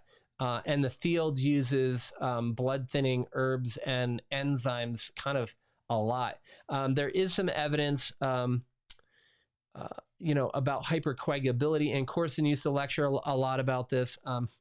And we can, sometimes we need to use heparin, or we need to use high levels of lumbrokinase to thin out some of the hypercoagulability in these chronic infection states. And it seems to have helped, but some people blow up. And the question is it, getting a biofilm? Is it getting a fibrin thing? Is it getting, what is the cause? And believe it or not, Borrelia researchers are actually looking into that. So that's something that is important, and the things are like looking into even these little nooks and crannies. I mean, there are so many in the human body. The big question is like, what's a Herxheimer, right? So and I think I have a couple of different opinions about, there's different ways to think about that. And one of them is you just blew up too much stuff too fast. Some of it's you just did the right thing, and others you're pushing too hard. So at the beginning of week 5, we're going to be talking about why that happens and how you might be able to figure out the differences. So I'll leave the rest of the answer to that one till then. Yep, and all the replays of these will be on that YouTube link that we provided. It's not going to be on this particular, it will be, let me see if I can pull it up for you. I have it on some form, but maybe if I just go to the channel, the playlist is listed there. And the playlist, we're just going to keep adding it to. So the Lyme Awareness Month 2024 mini series is the one that you want to look for. And let me see if I can go to it and get the actual playlist link. I have this somewhere for you guys, but since we were going right over, I didn't have it right at the tip of my fingers. I will drop it in the chat here on Zoom. If you're on YouTube, you're already in the right place, so that works perfectly well. Let's get this back over here.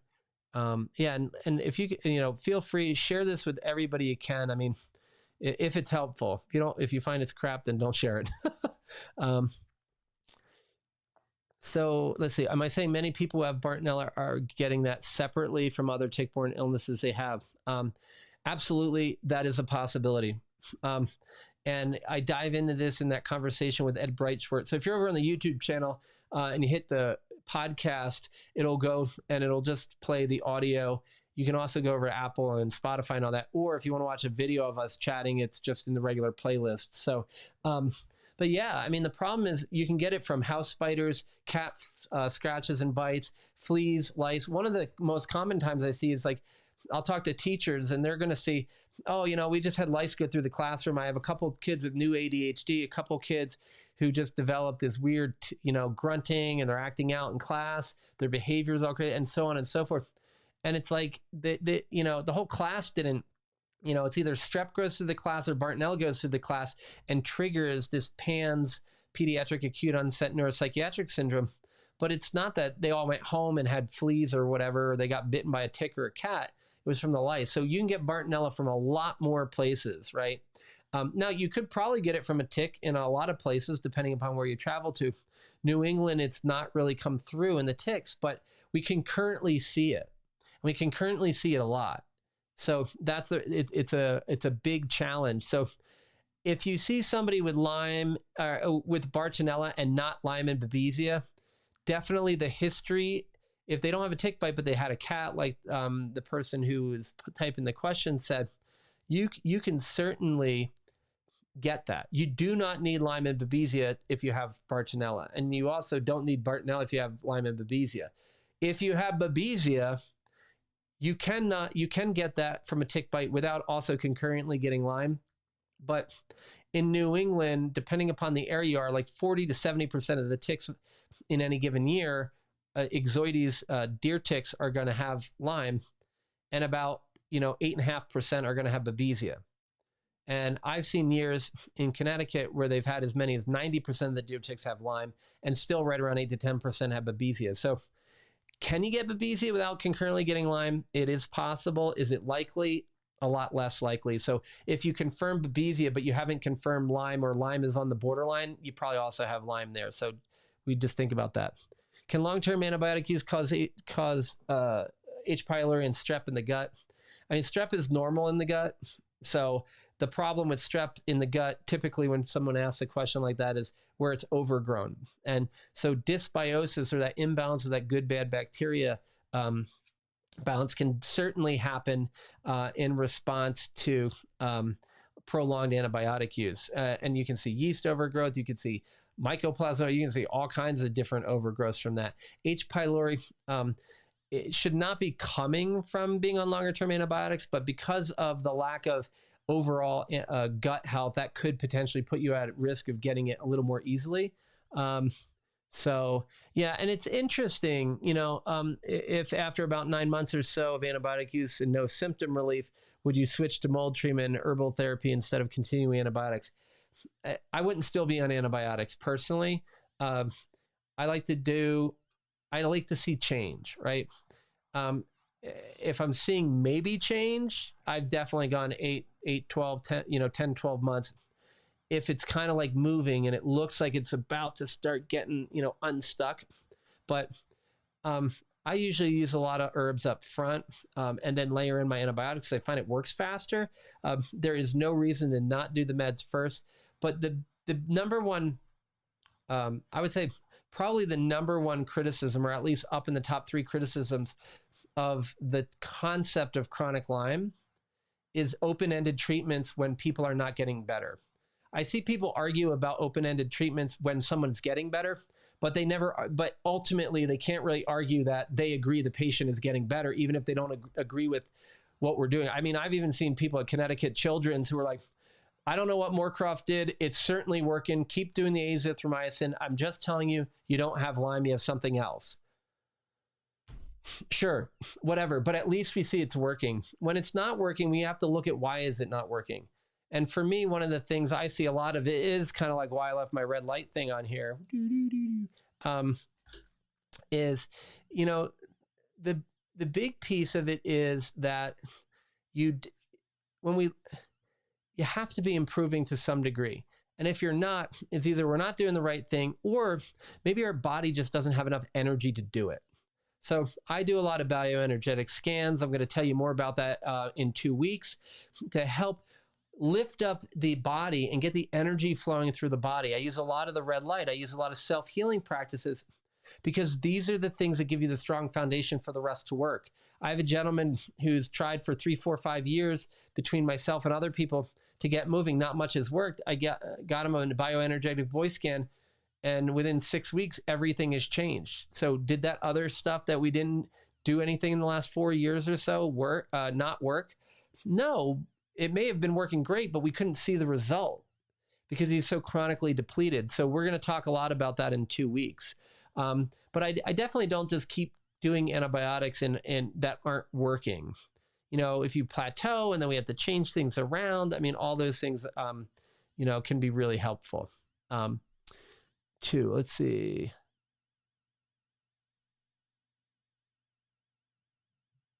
Do we feel like we can strategically invite any of these infections out of hiding, so to speak, with things like heat or consuming certain foods?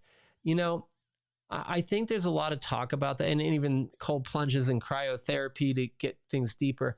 A lot of what I feel about this is like, we don't know that they're really making them come out of hiding. I mean, in order to kill something with heat, you have to have your core body temperature to 106 for a long period of time.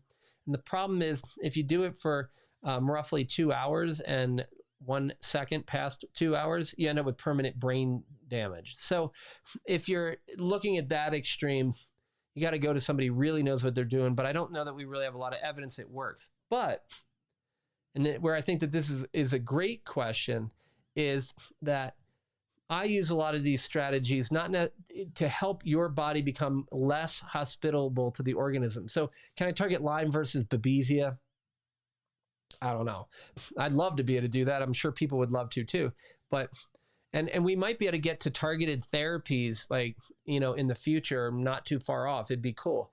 But when we do things like intermittent fasting, when we do cold plunges, we promote mitochondrial energy production. We get rid of old dead ones or partially dead mitochondria that aren't just wasting energy and creating inflammation and not doing it. When we look on the other side, of it, we got autophagy that gets that intracellular detoxification and pushes those toxins and the pathogens out of the cells. So if you want to know how to the best intracellular antibiotic ever, it's autophagy. It's your own body.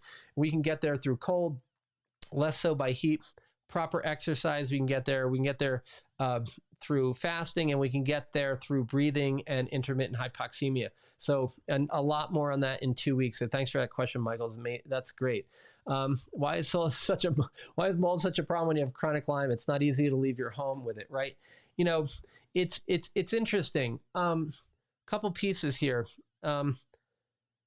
One is Lyme is often the straw that breaks the camel's back, and then everybody focuses on Lyme and not all the other stuff. Lyme is really good at causing a problem and chilling for a long period of time. So I look at it as chronic toxin overload, right? Got my cup. I'm the vessel. I can hold this much toxicity. If I'm down here and I get a mold hit, no big deal. I'm right here. I might not feel great, but at least I'm right there. But if I'm up here to begin with, and then I get Lyme and it throws me over here and I treat Lyme down to here, I'm still having a problem. But what I might not have known before was that a half of my glass was actually from mold. So if I get rid of the half a glass of mold, now I'm down here with Lyme and I can start healing. So I look at it as it's just what you get a trigger, but then the next part is the question, what happens long-term with that trigger? And so really your trigger is once the horse is out of the barn, everything can be a potential re-trigger. So I think that's really important, and thanks for that question. So the other part is tons of homes in the Northeast have mold. What do we do? Well, I'll have to do some videos on this in the future, but the ERMI, the Environmental Relative Mold Index, is a good helper. We consistently, mold experts have said, people with mold illness or mycotoxin illness, biotoxin illness can be exposed to a home that has an ERMI of 2 or less.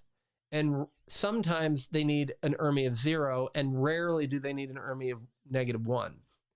So what the hell does that mean in English? When you have an ERMI of 2, that means the environment that was tested, presumably your home in this example, has more wet mold species in it than 63% of the homes in the country tested. So that's not no mold. That's actually quite a bit of mold. If you need an ERMI of 0, it's 50-50. So you still have more wet mold than 50% of the homes in the country. And if you're -1, it's right around somewhere in the low to mid 40s, right? So the thing is, I just look at things really basically because sometimes we overcomplicate this. You have an ability to deal with crap, an amount of crap you have to deal with. And if the amount of crap you have to deal with is more than your ability to deal with the crap, you feel like crap. I got 2 jobs: decrease the amount of crap you have to deal with and improve your ability to deal with the crap. So if I go back to the cup, I want to decrease the amount of stressors you have to deal with, the toxin load. But I also, when possible, I want to increase the size of the vessel. And so that's really how we get it done. So you can actually live in mold and get better.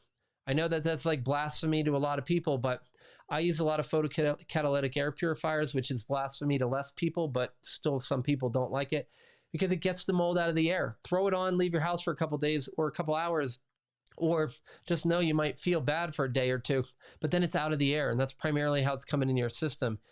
So I would certainly treat mold and Lyme and Bartonella all concurrently, unless there's a reason that we would separate them. A lot of times we pick what we think is the primary. And that's really the thing with working with someone like a lot of the people in our Lyme disease practitioner certification program, is that they're working to improve their expertise and figuring out how to prioritize so that we're not just going down, that we're hitting something bigger so that we can bring you down so you're starting to feel well. So it's definitely one of those things that and if you have the chance to go to Mexico or Arizona for a week and take a break, right? Get the home remediated then, but it's a challenge, especially in the Northeast. So, but it's really about those combined factors.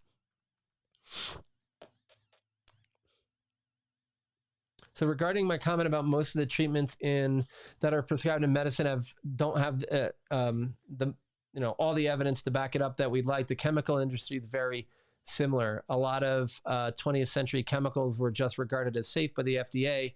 And there's no way that all those chemicals in use were tested. And the other ones that we said were safe, we were like, oh, no, they're really not, and then we took them off. Most of them have no studies done on them, most likely never will, since they're already approved. Yeah. And thanks for sharing that and reminding me it's not just in this field. A lot of these things are people, these are businesses, making money and as much as we like. I'm just always blown away. Not that they would do this to somebody else, but these people will do this to their own family and they'll do it to themselves. I'm like, you are literally, you're making money by toxifying and potentially killing your own family member. It just blows my mind. But will this newer information finally help us get out of disability? I think there's a lot of people are going to be moving in a much more positive direction over the next several years. The best thing I can tell you is to do the very best you can today for yourself and keep doing whatever the best is, right? Tony Horton, the guy who made P90X and stuff, he's just like, hey, do your best, forget the rest. Don Miguel Ruiz, who's the Toltec shaman who wrote the Four Agreements, great book if you haven't read it.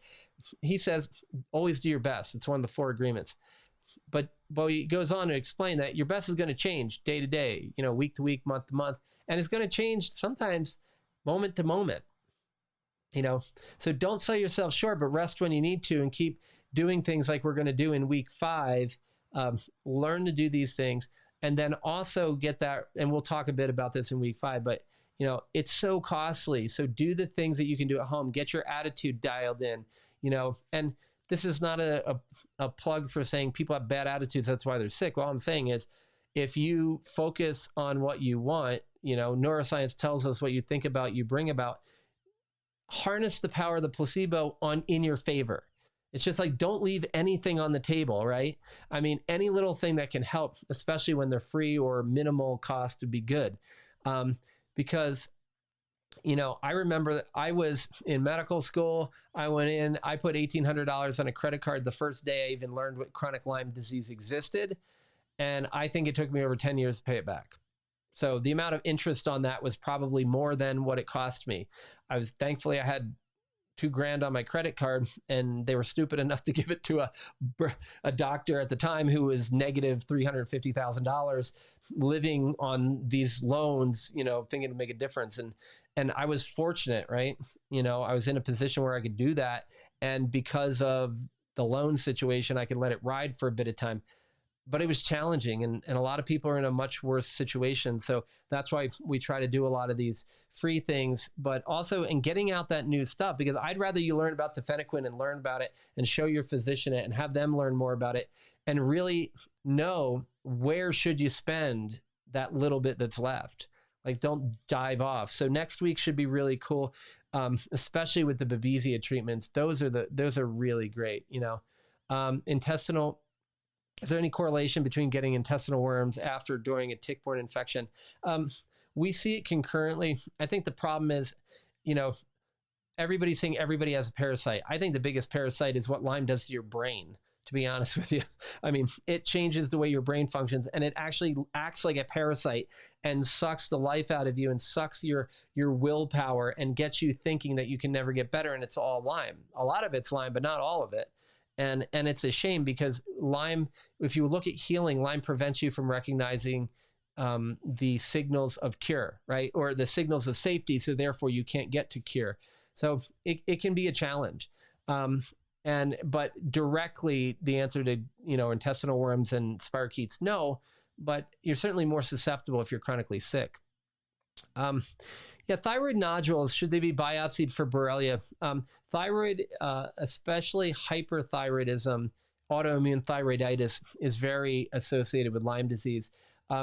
Depending upon what the nodules are and what the other symptoms are, I haven't heard of biopsies being done regularly for that, but certainly would be something that I would consider if my patients asked me for that. And I'd have to do a little bit more work. I don't remember seeing anybody actively biopsying a nodule. The nodules typically aren't felt to be that, but again, if they are, then it helps. The only big question at the end of that is going to be, if there are spirochetes in there, did they cause the nodules or did they just move in? And I have not seen any research to help us figure that out one way or the other.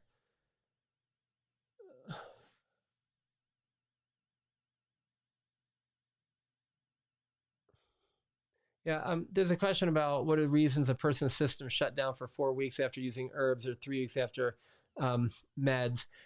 This particular gentleman that I was talking about was super toxic, and he had no energetic reserves at all. Like anything that he did to stress his body, he was just collapse. But the other part of the question was it about the cell danger response? And it certainly could be. If you don't finish one cycle out of the 3 main cycles in cell danger response, you can't really move on and finish the next one. And we're all trying to go all over the place, and cell danger response can help you kind of think about ways to kind of go around that pie, so to speak, and really heal one thing before moving on to the next. But this guy was so energetically depleted. I mean, it was just pretty crazy to me. And let's see, certain genes common from 23andMe that could be important to mind. I don't know that we know a lot about what genetics would relate to Lyme. I know that Intelx DNA is looking at some literature, crossing things over.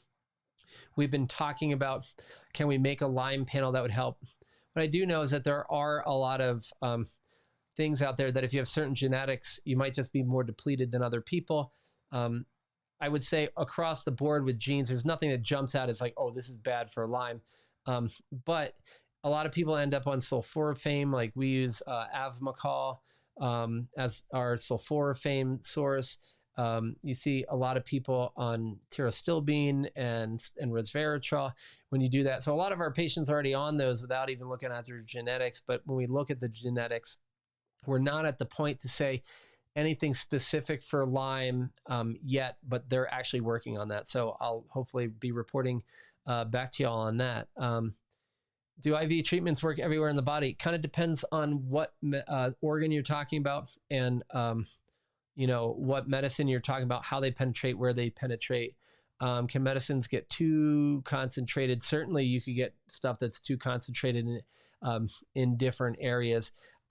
Whether or not venous stasis or lymphatic congestion worsens that, but there are certainly medicines that we even like vancomycin. I mean, we do peaks and troughs, and we need to monitor how you're doing it. One, to make sure we get the right high level, but we don't get too high because it'll build up in different people. And certain medicines, depending upon how they're excreted through your body, liver, kidneys, or whatever, and what medical conditions you have, we may need to adjust for that. Oh, where do I get my red light? I will see if I can find my red light slide for you guys real quickly, because we're approaching a long time here, and I will come back to that question in a moment. I think I just found the slide, and I can drop the link there for you if I'm not mistaken. Oh yeah, there we go. I use, this is from one of my practitioner lectures. I just dropped the code in there, and I can drop it in the chat on YouTube as well. If I can get back to that one. And basically, I use a Therasage Trilite panel. There are much more expensive ones, but what I like about this one is that you can wrap it. And I actually had a emergency dental procedure in December because I cracked a tooth, and I actually took this part off. And the part I like about this versus the others is that I can actually take the neoprene off the one side, and I actually wrapped it around me. And I was able to Velcro it and keep it on there so that I could sit there and get some extra healing done that way. So I found that really helpful. And I have a lot of people, instead of getting the metal panel, get this because it's, like I said, 5 times less expensive. But the other part is, if your shoulder hurts, you can put it under your shirt and you can wrap the whole thing. You can wrap your neck. You can actually wrap it around your knee. And then my favorite thing to do is actually stick it on the belly under my shirt and I wrap it on my belly because that way I get the microbiome, I get the solar plexus, which is the vagus drops into. I get the entire GI tract. I get, all the blood vessels down there. There's a lot of blood exposed, so it's a great, easy way to get that done.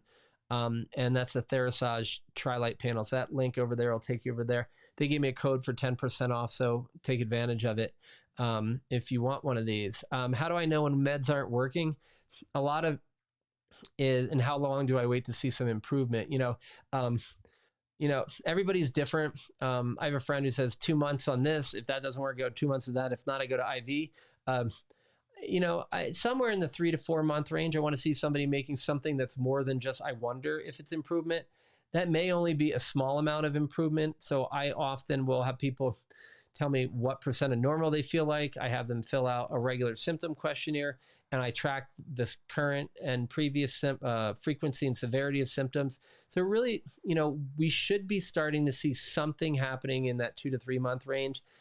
Certainly, depending upon what we find, we might, certain mold protocols or Lyme protocols, even in somebody who's really sensitive, we might expect it to take longer. But sometimes it's just, I cause a Herxheimer at 6 weeks, somebody gets back to their baseline. And then at 12 weeks, there's another Herxheimer, and that's about it. They get a flare for 3, 4, 6 days, and they get back to baseline and they're getting frustrated. And then 4, 6 months in, they start to see the improvement. But if you're not starting to see some of that improvement over that time, start to think we might be depleted, might not have all the energy we need. And again, like I'll be sharing with you something in week 5 on how to get some bioenergetic scans that you can do at home, and we can help you with to get that going, and some other self-healing tips that'll help as well. Thoughts on dry fasting? Something seems extreme, but someone who wrote a book about it. To me, dry fasting is kind of intense. All these things, kind of make sense. Like I tell people all the time, like, hey, the sicker you are, the more likely are you going to have to be strict on a protocol and strict on your diet. The more resilience you have in the body, the more you can do this. In terms of like be lenient on your diet, maybe not follow your protocol perfectly. But the other part I would say is that on the flip side, the sicker you are, the less extreme some of the less tolerance you may have for something more extreme. So from a fasting perspective, I would just start with intermittent fasting. If you're eating all the time, except when you're asleep, add an hour a day where you don't eat. So instead of 7.5, 8 hours of not eating, make it 9 hours, work your way up to 12 hours of not eating.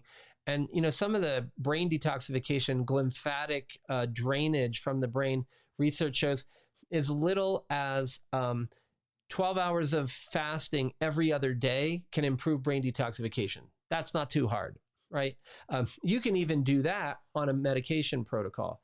So where you have to, be taking things 2, 3, 4 times a day.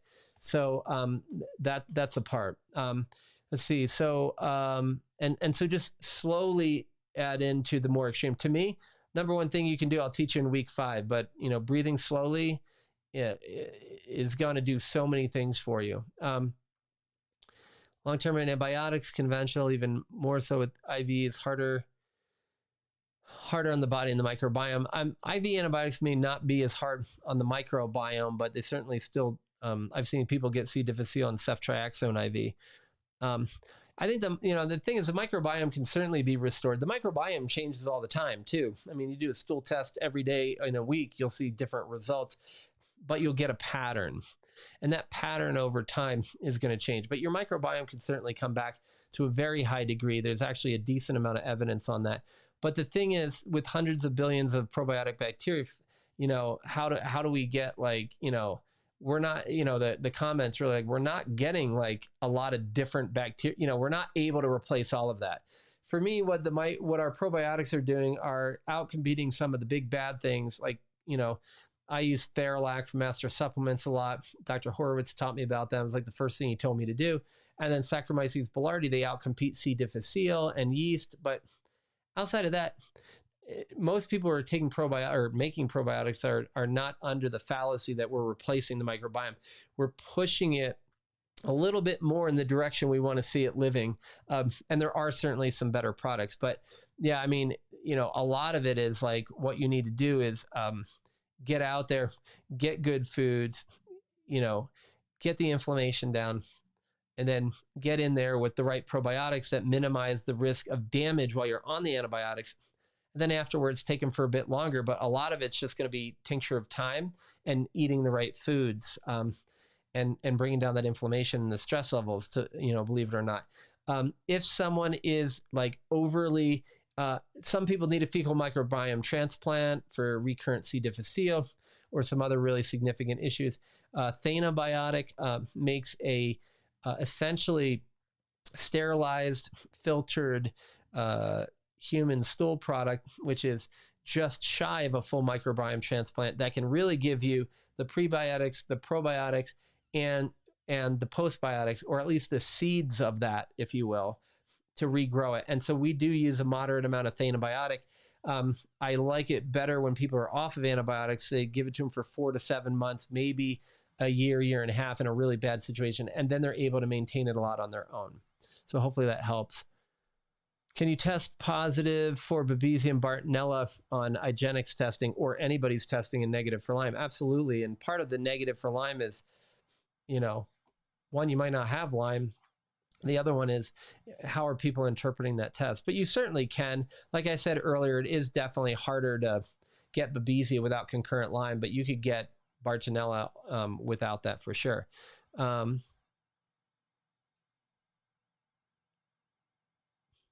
then the question is, what about testing like every quarter or so after for 2 years, and to see if the antibodies increase off of treatment? I don't personally recommend that. And part of the issue that comes up really is that the treatment, when you look at this, I just noticed I got a little distracted. I saw that link's not working. I'll get it to you in one. I'll find the other one and give it to you in 1 second. Thank you for pointing that out. The problem with testing is we should only do it if it's going to change our treatment or confirm our diagnosis. Our testing won't confirm it's gone. So if somebody's asymptomatic, I don't necessarily care if their antibodies are still high, because they may stay forever. I know some doctors that treat all the time. I also, that test all the time until you're all better. And if not, I also know other people who test once, and as long as you're positive once, they don't care, and they never test again. I don't agree with either one of those strategies, but I'm a little bit more towards the first strategy. I definitely want to see them going away, but we don't need to do that, all the time. There's a question about what is the likelihood of a false positive fish test at IGeneX. I don't really see what I think are a lot of false positive direct tests. Now, things like DNA connections, I don't support. Their primers are definitely not even remotely close to what I could consider validated, based upon the way they get their results. But outside of that, IGeneX, Galaxy, even MDL, these are some labs that are highly scrutinized for what they do. They have really good genetics and good primers, and RNA has looked at, that organism, so that's just, something for me that I haven't really seen that be an issue. And thanks for that. I saw that question pop up somewhere a little while ago and you reposted. I appreciate that. Let's see. And let me get you this link. I don't know. Oh, good. I don't know why my link isn't working right. It looks like the link works for me, but let me post my link directly, and maybe that link will work. YouTube's a little finicky sometimes. Let's see. How do we make this part of continuing medical education credits, and who decides? Well, the stuff that I offer for the physicians and physician assistants and nurse practitioners trained with us, I'm working on that. You need someone to review it and say it's good, and then they check you off. And the other thing is there's a lot of these residency programs in major hospitals. They have a department that does that. They have a person who signs off. It's just about getting the right lecturers in the right place, and we can do it. So people are actually working on that stuff. So hopefully that will help. And let's see, we need to get more of that. And I'm personally working on it, and I know other people who are too.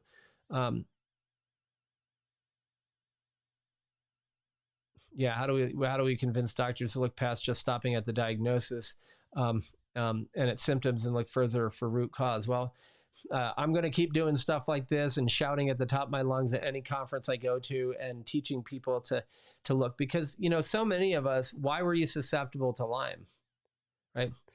There's so many options there. So it's not to say you don't need to treat the Lyme, but treat the other stuff so that when you get to the end, you're doing great. There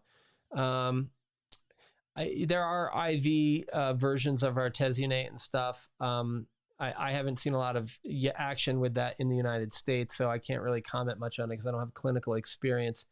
Oh, the new link works. Awesome. What about a combo of doxy and amoxicillin right after a bite? No one's really studied it. We know that doxycycline, if it's given right away, works 100% of the time in mice if you give it to them for 19 days. So certainly I know people who do combinations. I typically would do like an intracellular, like doxy or minocycline along with herbals. And that tends to be more my practice pattern. Stevia actually can kill things in the microbiome, so that is something to be important to know about. If we don't know, so the question is, if we don't know the minimum rate of time for tick attachment that transmits Lyme, why did we come up with 24 to 36 hours? If you look at an adult that feeds for typically 5 days, some reports say 7, in the first 24 hours, infection transmission is pretty well documented to be less than 5%. A nymph will, and then by the time you get to day 3, it's like 75% transmission rate and 90 plus in day 4 if they happen to be infected. The other thing is we know nymphs just shorten that to 4 days, so maybe that's kind of where they came up with that. So it doesn't mean that no transmission happens less than 36 hours. It just means it's not as common. And unfortunately, what they said is it doesn't happen. So here's a reason that I'm a stickler on the evidence. I can show you the papers that show what I just said. We have case reports that prove that that statement is not correct, that it has to be, 24 to 36 hours. But that statement, if it was most usually, or there's a low likelihood of transmission in less than 24 hours, that would be accurate. But the problem is we're saying there's no risk, and that's a problem. And yeah, somebody mentioned they didn't see the blinking in Zoom. I appreciate, yeah, I noticed that as we were going through, and I didn't say something. I did forget to turn back on Zoom. The beauty is we're live streaming it, so we'll be able to pull it off of YouTube and be able to take care of that as well. So thank you. When I first saw that, I almost had a conniption fit. There's a question, but thank you, Michael, for looking out for me. I did notice it. I'm sorry I didn't mention anything earlier, but I truly appreciate that. Somebody asked if Coates disease, which is this rare sort of non-inheritable eye disease, but it messes up blood vessels in the eye, typically behind the retina, could be associated with Lyme. I have not heard of it being associated with Lyme disease. So it may be, but, there are more common things in Lyme and Bartonella that are in the eye, like uveitis and neuroretinitis with Bartonella that doctors very commonly know about. There are a couple of cases of weird eye things where they did biopsy. They essentially pulled out fluid from the vitreous, the fluid in the eye, and found Lyme in there. And they're like, oh, this person, we thought they had Lyme. Their blood tests were negative, but they had eye problems. So we just tested their eye fluid and they actually found Lyme. And that's how they diagnosed them with systemic Lyme, was the only positive test with their eye. And like I said in previous things, we know there are researchers out there. There are actually companies out there who make lab tests, who are standard normal labs that work with the FDA pre-approval. They do all this big stuff, like, the people who sell their labs test regularly, like LabCorp, BioReference, Quest, and all those labs. They understand this problem and they are working on it. So that's really nice to know, because it's just, it's a challenge. There was a question earlier about ozone therapy. Is it legit? There's a lot of conversation in Lyme and mold whether or not ozone is something that could be helpful. There's not a lot of really good evidence on it in this field. I know Neil Nathan says very commonly that it doesn't really work in mold, but it can work in Lyme. It's an oxidative therapy. It can certainly work in some things. I had it when I got acute COVID before we even knew what the hell it was. And I got to tell you, it kicked my ass for 2 days, but I got out of it super fast. I think there needs to be more evidence and work on ozone specifically in Lyme, but certainly I know a lot of people who are using it. So that's important. I will certainly work on some sort of compendium at some point for the papers. I know everybody's asking about the papers. Hey, Raphael knows, definitely knows where those papers are because he has access to them. I think this didn't get sent in the chat to Zoom. To the Zoom people. So sorry about that. I thought it went through. And then the let's see, discount code just for anybody. It's on, we know it's working on YouTube now, but here is just for anybody for the red light panel in the chat. Let me skim a couple more, but we are way over tonight. I thank you guys so much. I use the mold air purifier I use is Airwise. Put it in the chat here, and it's at www.waterwise.com. And so I will send that out because I see that in the questions. All right, let's see that. Yeah, so great question on Bartonella, like, hey, it causes alcohol sensitivity. Does it mean that the person's more likely to become an alcoholic or they're just not likely to tolerate alcohol? It's typically a tolerance issue. So it's not typically like you're going to become an alcoholic. So, but the great question, because I'll have to make sure when I talk about that in the future, we can take care of that. Yep. And then Hermes, thanks for covering that one. I actually, for Hermes, believe it or not, I'm still like super old school. I actually use mycometrics most commonly. And actually, my understanding about real time is they're doing a slightly different test, but they do a great job with it. So, oh, yeah, and thanks. I hope your mom's feeling better. She must love having a great son as a doc. That's nice. Thank you so very much. So I think what we'll do is we have, I think we covered all these. If I missed anything, bring them back next week. Oh, one last thing. Didn't you say keto was bringing them out of hiding and killing them? If I said that, I don't know that that's an accurate statement, so I hope I didn't. What I'm saying is a ketogenic diet may break down biofilms because they're very heavily laden with fat as part of their mechanism, their protective mechanism. The reason I say that is I've seen a lot of people do a ketogenic diet and have a Herxheimer from hell, like a nuclear bomb was dropped. If they get through it and they stay keto, they tend to do a lot better and it's prolonged help. Challenge is the ketogenic diet creates like essentially rocket fuel for the brain, and the brain is 60% fat. The rest of the body, like not only the dietary fat gets turned into ketones, but once you're in ketosis, you start to break down fat maybe a little bit faster than you would otherwise. So a theory could be that biofilms that are not positive biofilms, because the biofilms help keep good bacteria in your body and in your gut. These are things that are used all over by the good bacteria as well as the bad bacteria. But it doesn't seem like a ketogenic diet ruins the microbiome. If anything, it seems to help it. So somewhere in there, there's an intelligence of your body. And so the question is really, does that allow your body, does the ketogenic diet and your body working together preferentially break down the bad biofilms? I don't know. Clinically, it looks like it may. I think we need a lot more research, but I don't think it's like making the bad guys come out. There you go. And then thanks, Sally, for looking that up and sharing with everybody, because it's like they've got that. And I'll put that over in YouTube as well. So anyway, guys, thank you so very much. I appreciate you sticking around longer tonight. I just had a little extra information, got a little super motivated today because there's just so much going on. There's so much crap being talked about out there. And I really like the comment, 100% information is powerful. You know, we don't know everything we need to know, but you know, when we have the right information, when we know something, let's talk about it. And let's also be open to the fact that what we know today may change next week. And that's what I love about the truth. it changes when we know more. But we have to be able to take a moment and focus on, this is the best we know today, and this is what else we need to do. This is normal medicine, and I'm on a crusade to get the medical community to stop pretending that what we're doing in Lyme is any different than we do in anything else, cancer, hypertension. I mean, and in fact, in a lot of these other fields, we're lying about what we really know.